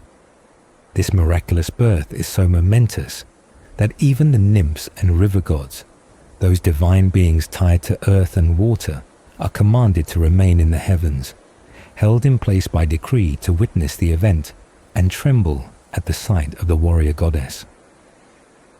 Homer himself is credited with special knowledge of the Horai, who hold the gates of heaven under their watch, a fact that suggests his intimate connection with the skies and the divine order. Meanwhile, Poseidon stands as one of the great Olympian gods, ruler of the sea, earthquakes, floods, droughts, and horses. He is portrayed as a mature and sturdy man, dark-bearded, wielding his signature trident, a three-pronged spear used both for fishing and as a weapon of immense power. His story begins with a dark moment, for at his birth, he was swallowed whole by his father, the Titan Kronos, who feared the loss of his reign. Yet, with the cunning help of the goddess Métis, Zeus later forced Kronos to disgorge Poseidon and his siblings, freeing them to rise and take their places among the Olympians. During the Titanomachy, the great war between the gods and the Titans, the Cyclops, mighty one-eyed craftsman, fashioned for Poseidon his magical trident, a weapon symbolizing his dominion over the seas and the earth's tremors. Alongside his brothers Zeus and Hades, Poseidon claimed his share of the cosmos, ruling the seas and shaking the earth with his power. This powerful figure stands as a reminder of the forces of nature that the gods command, shaping the world and the fate of mortals below, while the stories and images created by ancient poets and artists capture the richness and grandeur of their divine lives, linking heaven and earth in endless tales of birth, battle, cunning, and the eternal interplay of gods and men. He defeated the elder gods and imprisoned them deep within Tartaros, the dark and gloomy pit far beneath the earth, a place of punishment and shadow, locked away from the light of the living world. After the fall of the Titans, he and his two brothers divided the cosmos by drawing lots, and Poseidon won the vast and endless sea as his domain, a realm of water, storms, and creatures both beautiful and fierce. When the giants, fierce and enormous beings known as the Gigantes, rose up and laid siege to the home of the gods on Olympus, Poseidon showed his mighty strength by crushing the giant polybotes beneath the island of Kos, using the land itself as a weapon in the battle to defend the gods. In one story of contest and rivalry, Poseidon challenged the goddess of wisdom for the rule over the great city of Athens. To win favor, he created the very first horse, a magnificent creature that symbolized power and speed, offering it as a gift to the people. But the king of the city rejected this gift and instead accepted a different one from the goddess, which caused Poseidon to become angry and punish the land with a terrible drought, showing how the gods could bring both blessing and curse. Another tale tells of Poseidon's assault on his own sister, the goddess of the harvest, when she wandered the earth searching for her lost daughter Persephone. Disguised as a powerful horse, he seized her, and this story reveals the raw and sometimes violent force the gods could wield in their dealings with one another and with mortals. Poseidon was also known for his many romantic conquests, often taking the form of animals or flowing water to seduce nymphs and mortal women. Among his famous lovers were Medusa, once a beautiful woman who became a terrible Gorgon, as well as figures like Tyro, Amymone, and Aethra, the mother of the hero Theseus. These relationships brought forth children who would themselves become part of the world of heroes and legends. Poseidon's influence stretched to great cities and their fortunes. He helped build the walls of Troy, a mighty and important city, but when King Laomedon refused to pay the god the reward promised for his work, Poseidon sent a monstrous sea creature to ravage the land and punish the king's disobedience. In the famous journey home after the Trojan War, the hero Odysseus blinded Poseidon's son, the Cyclops Polyphemus, and in revenge, the god unleashed storms and storms to scatter and wreck the hero's fleet, showing how divine wrath could change the fate of mortals. Many other myths tell of his deeds and power, all testifying to the deep connection between the god of the sea and the world around him. Poseidon's most distinctive symbol was his trident, a three-pronged spear often used for fishing, but also a weapon capable of shaking the earth and stirring the seas. Sometimes he was shown holding a large boulder covered with sea creatures such as crayfish, octopi, and fish, showing his close ties to the ocean's creatures. In art, he was usually dressed in a robe called a chiton and a cloak called a himation, or sometimes depicted nude, with a cloak loosely draped about his shoulders. He was often crowned with a wreath made of wild celery or a simple headband, symbols of his divine nature and power. His sacred animals included the bull, a strong and mighty beast, the horse, known for its speed and grace, and the dolphin, a creature beloved by the sea and symbolizing protection and guidance. As god of the sea, he was also connected to many other marine animals. His chariot, pulled by fish-tailed horses known as hippocampi, moved swiftly over the waves. One of the most famous sacred animals in his myths was the Cretan bull, the father of the monstrous Minotaur, a creature half man and half bull that haunted the labyrinth of Crete. Poseidon's sacred plants were the pine tree and wild celery, which were used to crown victors at the Isthmian Games, athletic contests held in his honor, celebrating strength, skill, and favor from the gods. Poseidon was born a son of the Titans Kronos and Rhea, making him a grandson of the sky god Ouranos and the earth goddess Gaia. He was brother to the great gods Zeus, Hades, Hera, Demeter, and Hestia, forming a powerful family that ruled the heavens, the underworld, and the sea. Poseidon married the sea goddess Amphitrite, eldest daughter of Nereus, who was himself a son of the primordial sea god Pontos, a union that strengthened his rule over the watery realms.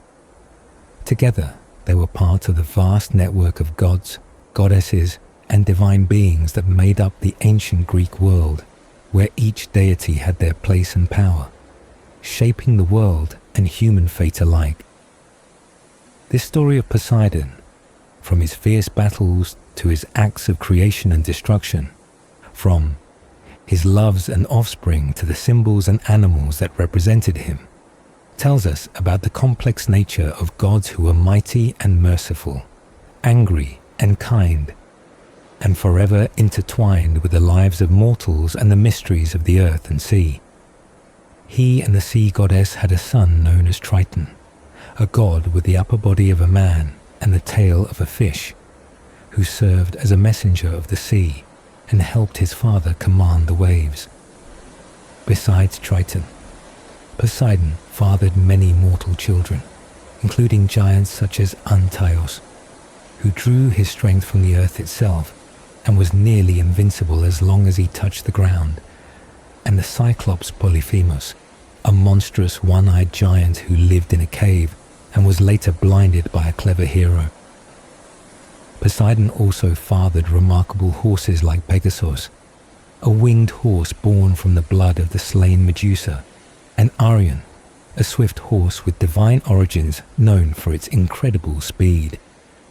Among his mortal descendants were great kings, heroes, and sometimes villains, including the famous Theseus, who became a hero and king of Athens, and Bellerophontes, known for taming the winged horse and defeating the monstrous Chimera. The family of Poseidon thus spread wide and diverse, influencing both gods and mortals alike. His name, Poseidon, is thought to be connected with the words meaning Lord of the Waters, or God of the Flowing Element, reflecting his dominion over all liquid realms. He was the son of the Titan Kronos and the goddess Rhea, making him brother to the king of the god Zeus, the ruler of the underworld Hades, and the goddesses Hera, Demeter, and Hestia. It was decided by lot that Poseidon would rule the sea, Zeus the sky, and Hades the underworld, a division of the universe among the three powerful brothers. Like his siblings, Poseidon was swallowed by their father Kronos at birth, who feared being overthrown by his children, but was later disgorged alive by Zeus, allowing him to join the war against the Titans. Some traditions say Poseidon was hidden by his mother among a flock of lambs after birth, tricking Kronos into swallowing a horse instead, which led to the place near Mantinea being named Lamb's Well. In some versions, a nurse named Arna cared for Poseidon, and the town of Arna was named after her. Others say he was raised by the Telchines, mythical sea craftsmen and sorcerers, at Rhea's request. In the earliest poems, Poseidon was described as equal in dignity to Zeus, but somewhat weaker, yet still a mighty god who could defy and even threaten his older brother when angered. At times, he joined in plots against Zeus, conspiring with Hera and Athena to bind him. But he also showed submission to Zeus's greater power when necessary. Poseidon's palace lay deep beneath the sea, near the city of Aegae in Euboea, where he kept magnificent horses with hooves of bronze and manes of shining gold. These horses drew his chariot over the waves of the sea, which calmed and smoothed beneath him as he approached, and sea monsters and creatures of the deep recognized him and played around his chariot in reverence. Usually, Poseidon himself harnessed the horses and rode the chariot, but sometimes his wife Amphitrite helped him with this task. Though he mostly dwelled under the sea, Poseidon could rise to the surface or even the heavens to exert his power. His strength and presence commanded respect and fear, as he could stir storms, shake the earth with his mighty trident, and cause earthquakes that toppled cities and mountains. The god's role extended beyond the sea to rivers, floods, droughts, and horses, connecting him deeply to the natural world and the lives of men. His sacred animals were the bull, strong and powerful, the horse, swift and proud, and the dolphin, a symbol of the sea's kindness and guidance. His chariot was drawn by hippocampi, mythical creatures that were half horse and half fish, which swam through the ocean's depths with grace and speed.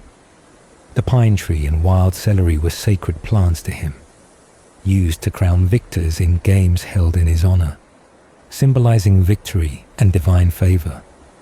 This great god stood as one of the mightiest figures among the Olympians, a force of nature and power, whose family, symbols, and stories wove into the rich tapestry of Greek myth, shaping the ancient world's understanding of the sea, the earth, and the divine forces that moved them. He ruled the sea but also appeared often on Olympus in the assembly of the gods, where decisions were made and disputes settled among the immortals. Together with Apollo, he was said to have built the great walls of Troy for King Laomedon, who ruled the city. Because of this, Troy was sometimes called Neptunia Pergama, linking Poseidon with the protection and power of the city. Yet, despite his role in building Troy's walls, Poseidon held a deep grudge against the city, because when the walls were finished, Laomedon refused to pay him and Apollo the agreed reward. In anger and revenge, Poseidon sent a terrible sea monster to terrorize Troy, threatening to devour Laomedon's daughter. This monster was later slain by the hero Heracles, but the damage to Troy's fate was done. Because of this betrayal, Poseidon, like the goddess Hera, bore an unrelenting hatred toward the Trojans, including even the famous hero Aeneas, and sided firmly with the Greeks in the Great War against Troy. At times, Poseidon watched the battle from afar, from the heights of Thrace, observing the clash of armies and the shifting fortunes of men, and at other times he took direct action. disguising himself as a mortal hero to encourage and fight alongside the Greeks. His power was matched by the god Apollo, who sided with the Trojans, yet Apollo hesitated to openly fight his own uncle, Poseidon. When Zeus allowed the gods to support whichever side they pleased, Poseidon threw his strength behind the Greeks, causing the earth to tremble beneath the feet of men and horses alike, shaking the very ground in his fury. His influence was felt not just in the war, but also beyond it. In the Odyssey, Poseidon's anger toward the hero Odysseus is a central force, for Odysseus blinded Polyphemus, a monstrous cyclops who is a son of Poseidon by the sea nymph Teusa. As punishment, Poseidon cursed Odysseus's journey home, stirring storms and obstacles that kept him wandering the seas for many years, showing the god's power over the fate of mortals. As ruler of the sea, especially the Mediterranean, Poseidon commanded the storms and waves, able to call forth tempests that could destroy ships, but also to calm the waters and grant safe passage to those who honored him. All other sea gods and spirits were subject to his will, recognizing his dominion over the waters that surrounded and held the earth. Because the sea surrounds the land and shapes it, Poseidon was also called Earthholder or Earthshaker, a god who could cause earthquakes by striking the ground with his trident. His power extended deep into the world beneath the surface, linking water and earth as forces of nature that shaped human life and fate. Beyond his control of the sea and earth, Poseidon was also credited with the creation of the horse, a noble and strong animal that carried men into battle and carried chariots across the land. He was believed to have taught humans how to tame horses with bridles and reins, guiding them in the art of horsemanship and the races that celebrated speed and skill. For this reason, Poseidon was often depicted riding a horse or driving a chariot pulled by 2 or 4 magnificent horses, symbols of his power and grace. His image as a horseman or charioteer connected him to the strength and freedom of horses, which were sacred to him and honored in many festivals and competitions. The horses of Poseidon were not ordinary beasts, but creatures born of the sea's wild spirit, often described as having manes flowing like waves and hooves as strong as bronze. Through his connection with horses, Poseidon's influence stretched from the depths of the ocean to the great fields and plains where men raced and fought, linking the sea and the land in a powerful bond.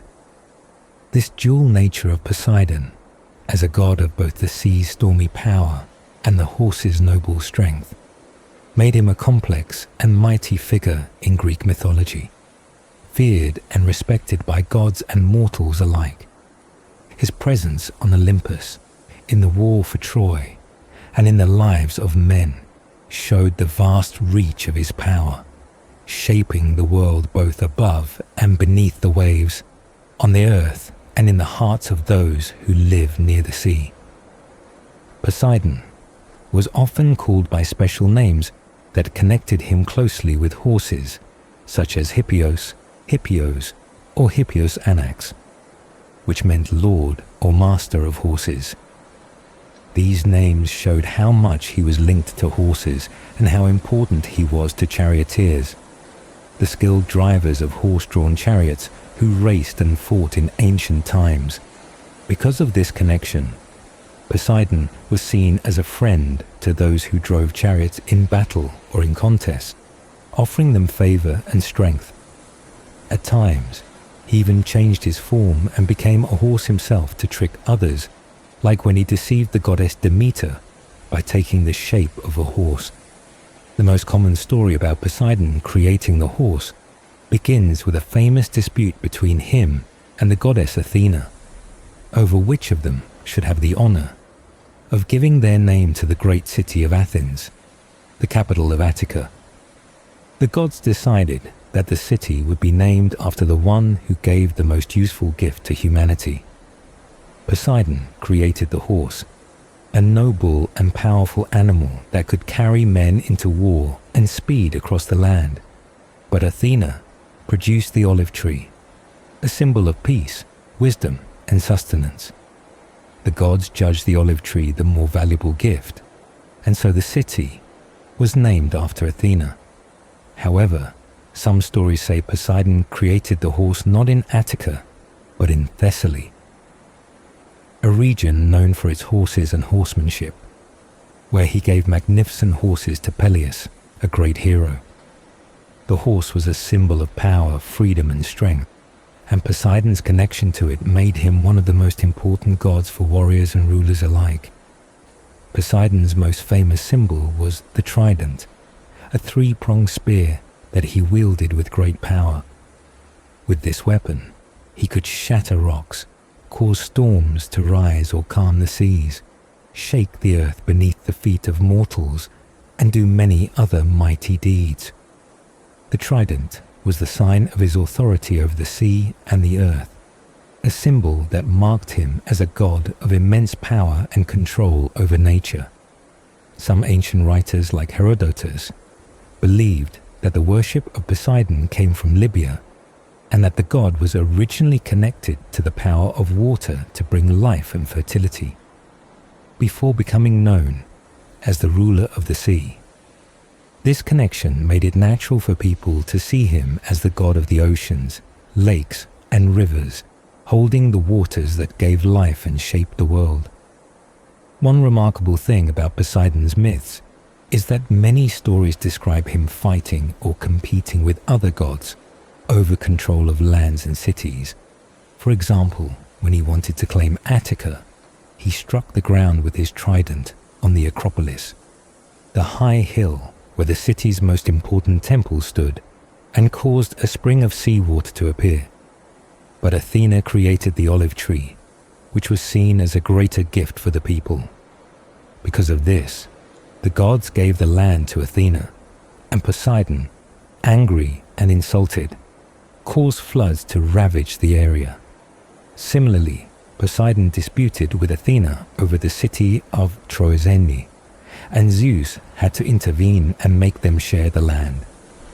He also argued with the sun god Helios for control of Corinth and the surrounding isthmus, with Poseidon gaining the city itself and Helios receiving the Acropolis. His disputes extended to Hera over Argolis, where three river gods decided in favor of Hera. But Poseidon retaliated by drying up their rivers, showing his anger in the natural world. He also clashed with Zeus over the island of Aegina and with Dionysus over the island of Naxos. For a time, Poseidon shared control of Delphi with the earth goddess Ge, until the god Apollo claimed it for himself. These rivalries showed that Poseidon's power was vast but often challenged, reflecting his fierce nature and his desire to rule and shape the world. The stories also reveal how the gods interacted with each other in complex ways, their competitions shaping the geography and history of the lands they controlled. Poseidon's role as the god of the sea, horses, and earthquakes made him a force to be reckoned with, respected by mortals who depended on the waters and feared his power to shake the earth or flood the land. His connection to horses and chariots made him essential to warriors and kings, while his storms and earthquakes reminded all that nature was under his command, ready to punish or protect as he willed. Throughout the myths, Poseidon appears both as a protector and a destroyer, a god whose moods could bring calm seas or violent storms, good fortune or terrible disasters. His presence on Olympus and in the lives of men was constant, and his influence shaped much of the ancient world's understanding of the sea and the earth, weaving together the natural and the divine in stories that lasted through the ages. Poseidon, the great god of the sea, was deeply involved in many powerful stories and ancient legends that showed his strength and influence over both gods and mortals. Alongside Zeus, he fought the terrible Titan Kronos and the other Titans in the Great War for control of the universe, standing as one of the mighty gods who defeated the old powers to establish a new order. In another fierce battle, Poseidon pursued the giant polybotes across the sea, chasing him all the way to the island of Caucasus. There, in a mighty act of strength and divine power, Poseidon threw the entire island upon the giant, crushing him beneath its weight and proving his unstoppable force. His might was further shown when he crushed the wild centaurs as they fled from the hero Heracles, trapping them beneath a mountain in the island of Leucosia, home to the strange Serenis, creatures of myth and song. These legends demonstrate Poseidon's role not just as lord of the sea, but as a powerful warrior god, able to battle giants and monsters to protect the divine order. In the great contest for the hand of the sea goddess Thetis, Poseidon was once among those who sought her favor alongside Zeus, but he withdrew when a prophecy by the goddess Themis warned that Thetis' son would be greater than his father, a warning that caused even the mightiest gods to hesitate. Poseidon also played a role in divine justice and conflicts among gods. When Ares, the god of war, was trapped in a net by Hephaestus, Poseidon intervened to have him freed, showing that even gods needed his influence at times. Yet Poseidon was not above conflict. He later accused Ares before the court of the Areopagus for killing his son, Halirrhothius, showing the complex relationships and rivalries that existed even among the gods. In mortal affairs, Poseidon's power extended to punishing kings and shaping destinies. When King Minos of Crete asked Poseidon for a sign to prove his right to rule, the god sent a magnificent bull rising from the sea, a symbol of divine favor. But when Minos betrayed Poseidon by hiding the sacred bull among his herds instead of sacrificing it as promised, the god's wrath fell upon the king's family. Poseidon caused Minos' daughter Pasiphae to fall in love with the bull, a curse that led to the birth of the monstrous Minotaur, a creature that would haunt legends and shape the fate of Crete. Poseidon was also known to grant extraordinary powers to his descendants. For example, Periclymenus, who was either his son or grandson, received from Poseidon the gift of changing his shape into many forms, a rare and powerful divine ability. Poseidon was married to the sea goddess Amphitrite, and together they had 3 children, Triton, Rhode, and Benthesicyme. However, Poseidon's children were not limited to his union with Amphitrite. He fathered numerous offspring by other goddesses and mortal women, including giants like Antaeus and the Cyclops Polyphemos, magical horses such as Pegasus and Arion, and important human figures like the hero Theseus and the famed Bellerophontes. This vast family tree reflects Poseidon's widespread influence across the divine, mythical, and mortal worlds. He was known by many surnames, each hinting at different aspects of his nature or stories connected to him, and his worship was widespread across Greece and southern Italy. However, his most special places of honor were in the Peloponnesus region, which was often called the home of Poseidon, and along the Ionian coast towns where his power over the sea was especially revered. The offerings made to Poseidon usually included bulls, both black and white, which were sacred and valuable sacrifices, but he was also honored with sacrifices of wild boars and rams, animals considered noble and strong, fit to please a powerful god of the sea and earth. In some parts of Greece, such as Argolis, horses were thrown into sacred wells like the well Dinah as offerings to Poseidon, reflecting his strong bond to horses as well as to the waters. In Corinth and other places, horse and chariot races were held in his honor. grand events that celebrated his patronage of horses, horsemanship, and athletic skill.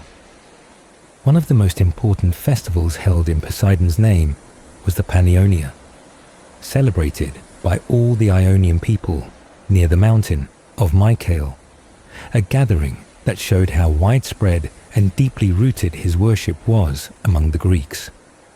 When looking at ancient works of art, Poseidon is easy to recognize because of the symbols and creatures closely connected to him.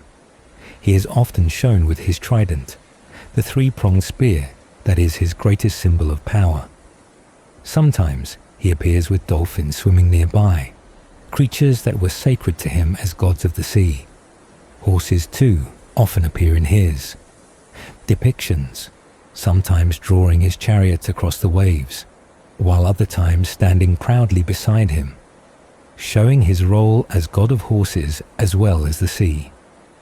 In many images, Poseidon is surrounded by his wife Amphitrite, their children the Tritons, and sea nymphs called Nereids, altogether painting a picture of his dominion over the watery world and its divine inhabitants. These artistic portrayals capture the power, majesty, and sometimes the wildness of Poseidon, reminding those who saw them of the god's might and his important place in the ancient world's understanding of nature and the divine.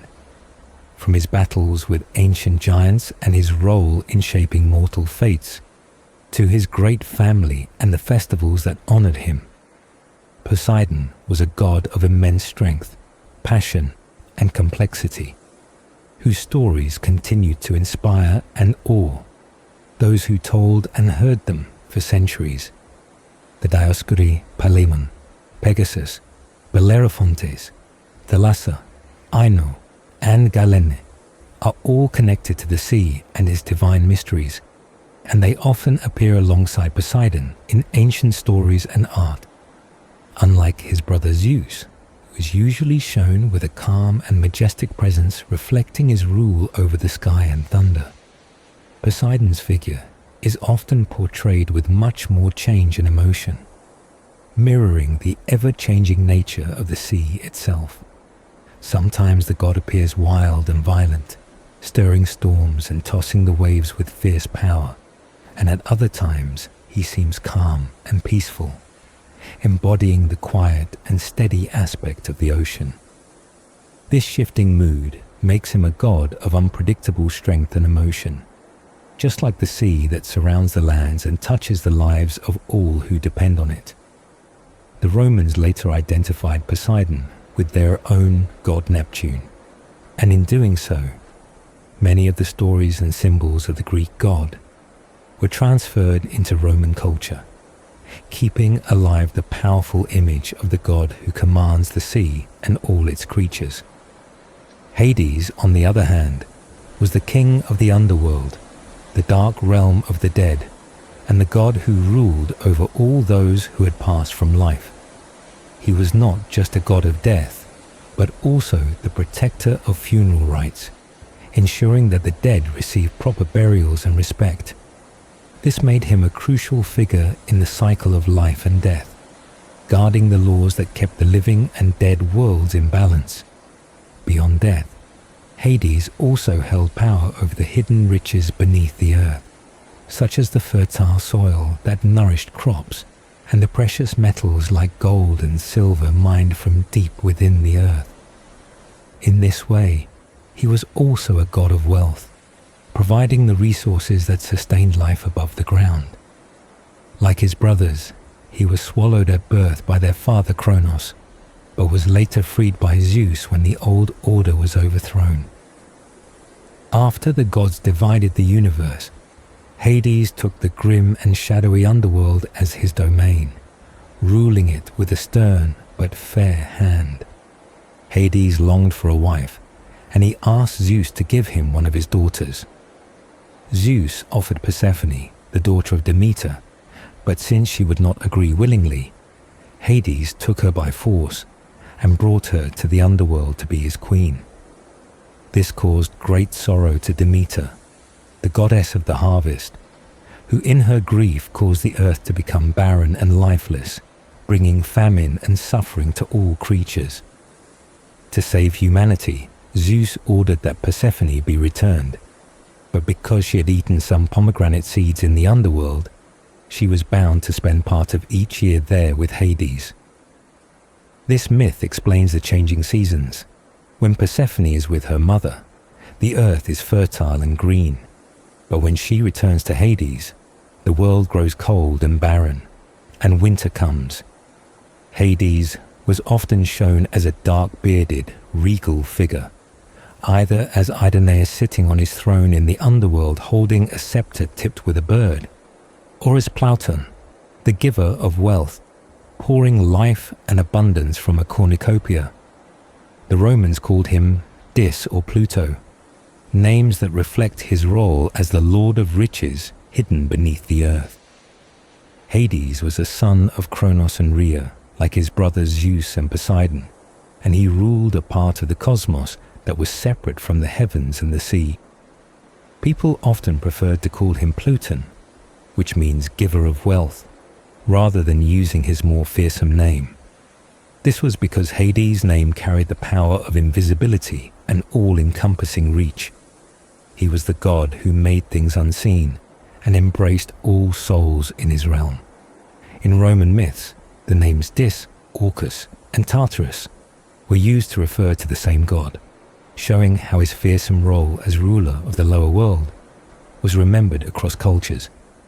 Despite his dark domain, Hades was not an evil god, but one who maintained balance and order over the dead and the riches beneath the earth. Together, the stories of Poseidon and Hades reveal two sides of divine power connected to the earth and its life-giving forces. The sea with its storms and calm waters, and the underworld with its hidden treasures and inevitable embrace of death. Both gods played crucial roles in the ancient understanding of nature, the cosmos, and human life.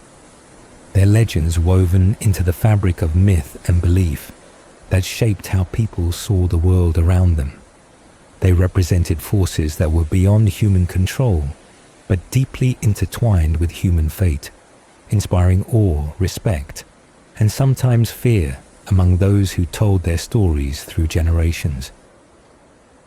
Hades was born to Kronos and Rhea, making him the brother of Zeus and Poseidon. When the three brothers divided the world among themselves, Hades was given the dark and shadowy realm beneath the earth, the land of the dead, often called the darkness of night, or the home of the shades, over which he ruled with strict authority.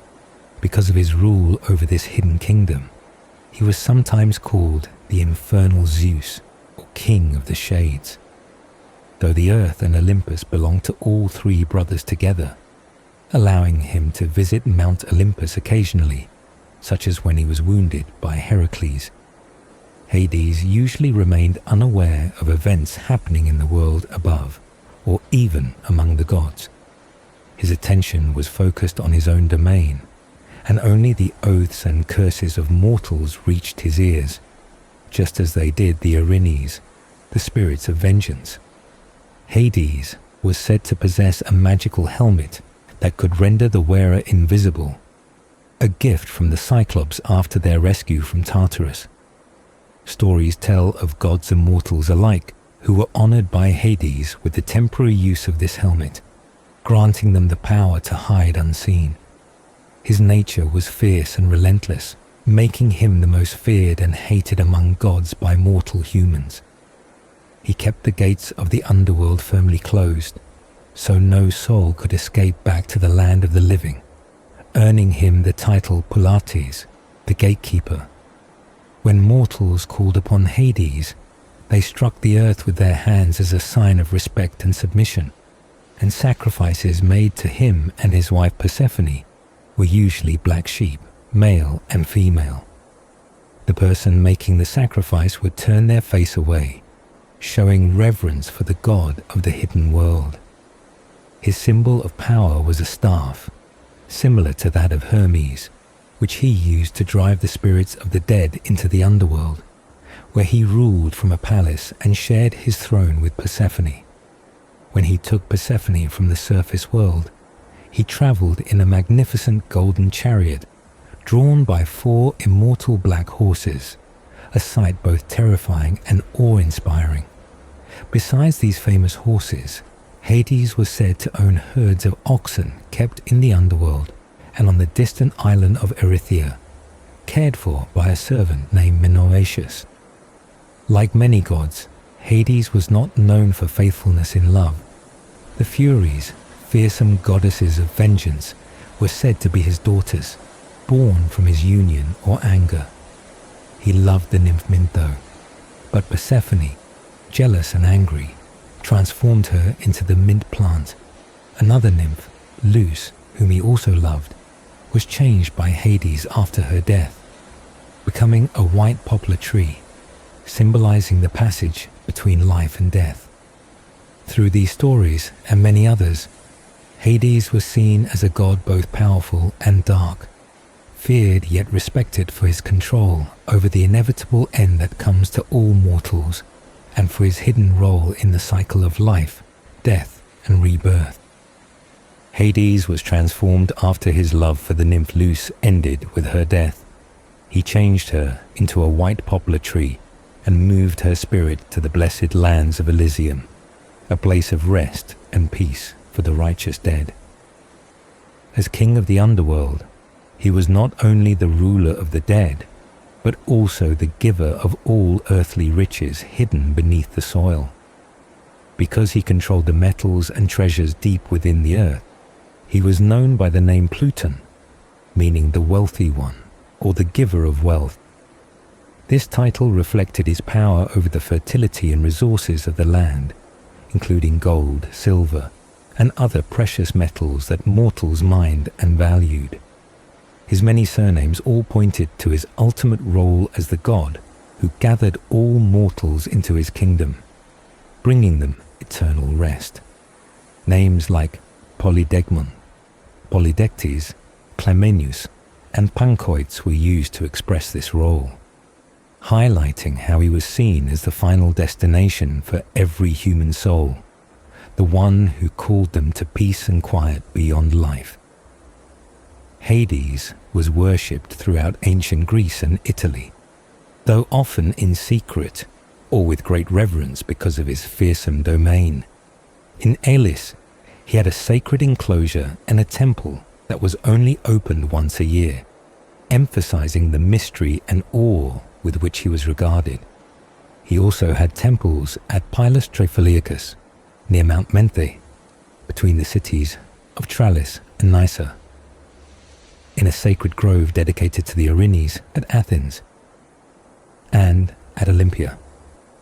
While few artistic depictions of Hades survive, those that do show a figure similar to his brothers Zeus and Poseidon, though with a darker and more somber appearance. His hair often fell forward over his forehead, and his expression carried a gloomy majesty fitting his role as Lord of the Dead. His usual symbols were the key to the underworld's gates and the monstrous 3-headed dog Cerberus, who guarded those gates to prevent souls from escaping. In Homer's epics, the name Hades always referred to the god himself, but over time, the name came to be used for his realm, the lower world or underworld, blurring the lines between God and kingdom. The ancient Greeks held many ideas about the geography and nature of this shadowy world, but those ideas are complex and belong to a larger study of mythical geography. Moving from the shadowy underworld to the heavens above, Zeus was the king of the gods and ruled the sky, weather, law, order, fate, and kingship. He was usually pictured as a strong and mature man with a dark beard, holding a lightning bolt, a royal scepter, and accompanied by an eagle, symbols of his power and authority. Zeus was the youngest child of the Titans Cronus and Rhea. His father had swallowed each of his children at birth to prevent them from overthrowing him. But Zeus escaped this grim fate because his mother hid him away and gave Cronus a stone wrapped in swaddling clothes instead. Zeus was secretly raised on Mount Dicte in Crete, cared for by nymphs who fed him the milk of the goat Amalthea, and protected by the warrior Curetis, whose shield-clashing dance covered the sound of his cries to keep him hidden from Cronus. When he grew up, Zeus enlisted the help of the goddess Metis, who gave Cronus a magical drink that forced the Titan to vomit up his swallowed children. Freed, Zeus and his siblings then fought the Titans in a great war. The giant sons of heaven imprisoned in Tartarus were freed by Zeus, and in gratitude the Cyclops forged powerful lightning bolts for him. The 100-handed giants helped in the fight, hurling massive boulders that overwhelmed the Titans. After this victory, the cosmos was divided among the brothers, with Zeus receiving the sky and the kingship of the gods. Zeus was the youngest of the Titans' children, and escaped being swallowed by his father thanks to his mother's cunning. When he grew up, he led the fight against the Titans, who were then defeated and imprisoned deep beneath the earth, banished to a prison in the dark pit of Tartarus. After the Titan gods fell, Zeus and his brothers drew lots to divide the universe among themselves. Zeus won the skies and heavens to rule as king of the gods. Poseidon took the vast seas as his domain, and Hades was given the shadowy underworld where the dead reside. Zeus's story is full of power and cunning, including the time when he swallowed the pregnant goddess Metis, because an oracle warned that her son would one day overthrow him. But from Zeus's own body, Athena was born fully grown and armored, springing from his head in a miraculous birth that proved his might. Zeus married his sister Hera, the queen of the heavens, after a clever seduction where he disguised himself as a small cuckoo bird. However, this marriage was far from peaceful. Zeus and Hera quarreled constantly, their relationship marked by jealousy and conflict. One of the great myths involving Zeus concerns Prometheus, a titan who fashioned mankind out of clay and then gifted them fire, stolen from the gods themselves. Zeus was furious at this theft of divine power and punished humanity by commissioning the creation of the first woman, Pandora. She was sent to earth carrying a jar full of troubles and misfortunes, which he unleashed upon mankind, bringing suffering and hardship into the world. As for Prometheus, Zeus sentenced him to eternal torment, binding him to a mountain where an eagle came each day to eat his liver, which would then regenerate overnight to be eaten again. Humanity's early generations became corrupt and wicked, leading Zeus to decide to cleanse the earth with a great flood. Only a virtuous couple, Deucalion and Pyrrha, were spared by the gods. After the floodwaters receded, they repopulated the earth by throwing stones behind them that transformed into men and women, symbolizing a new beginning for humankind. Angered by the imprisonment of the Titans, the earth goddess Gaia stirred up rebellion by urging the giants, fierce and powerful beings, to rise against the gods on Mount Olympus. The giants laid siege to the heavenly home, but Zeus struck down their king and many others with powerful lightning bolts, scattering their forces. Gaia was not done, however. She gave birth to one last and most terrifying giant named Typhoeus. This monster was so dreadful that the other gods fled in terror, and even Zeus himself was overwhelmed in battle, having his sinews torn from his limbs, leaving him helpless and wounded. Fortunately, the god Pan stole back Zeus's strength, restoring him to full power. Zeus then fought Typhoeus again, defeating the monstrous giant and imprisoning him beneath Mount Etna, where the god's power continued to guard the world from destruction. Zeus was also famous for his many affairs with mortal women, often changing shape to seduce them. He took the form of a swan to seduce Leda, a bull for Europa, a shower of golden light to enter Danae's chamber, disguised himself as her husband to be with Alcmene, took the form of the goddess Artemis to trick Callisto, and appeared as a satyr to win over Antiope. Despite his many mortal children, his favorite was the mighty Heracles, whom he supported through all his challenges and labors, ultimately granting him a place among the gods on Olympus. Zeus was also a stern enforcer of justice and punished those who defied the gods or committed terrible crimes. He cursed Tantalus, who dared to steal ambrosia and nectar from heaven. He punished Lycaon for serving human flesh to the gods. He condemned Ixion for attempting to assault Hera, and he destroyed Salmoneus for trying to impersonate Zeus and steal the worship that belonged to the gods alone. Through these stories, Zeus's role as king of gods and men was clear. He ruled the skies with power and authority, balancing mercy with punishment and maintaining order over the world of gods and humans alike.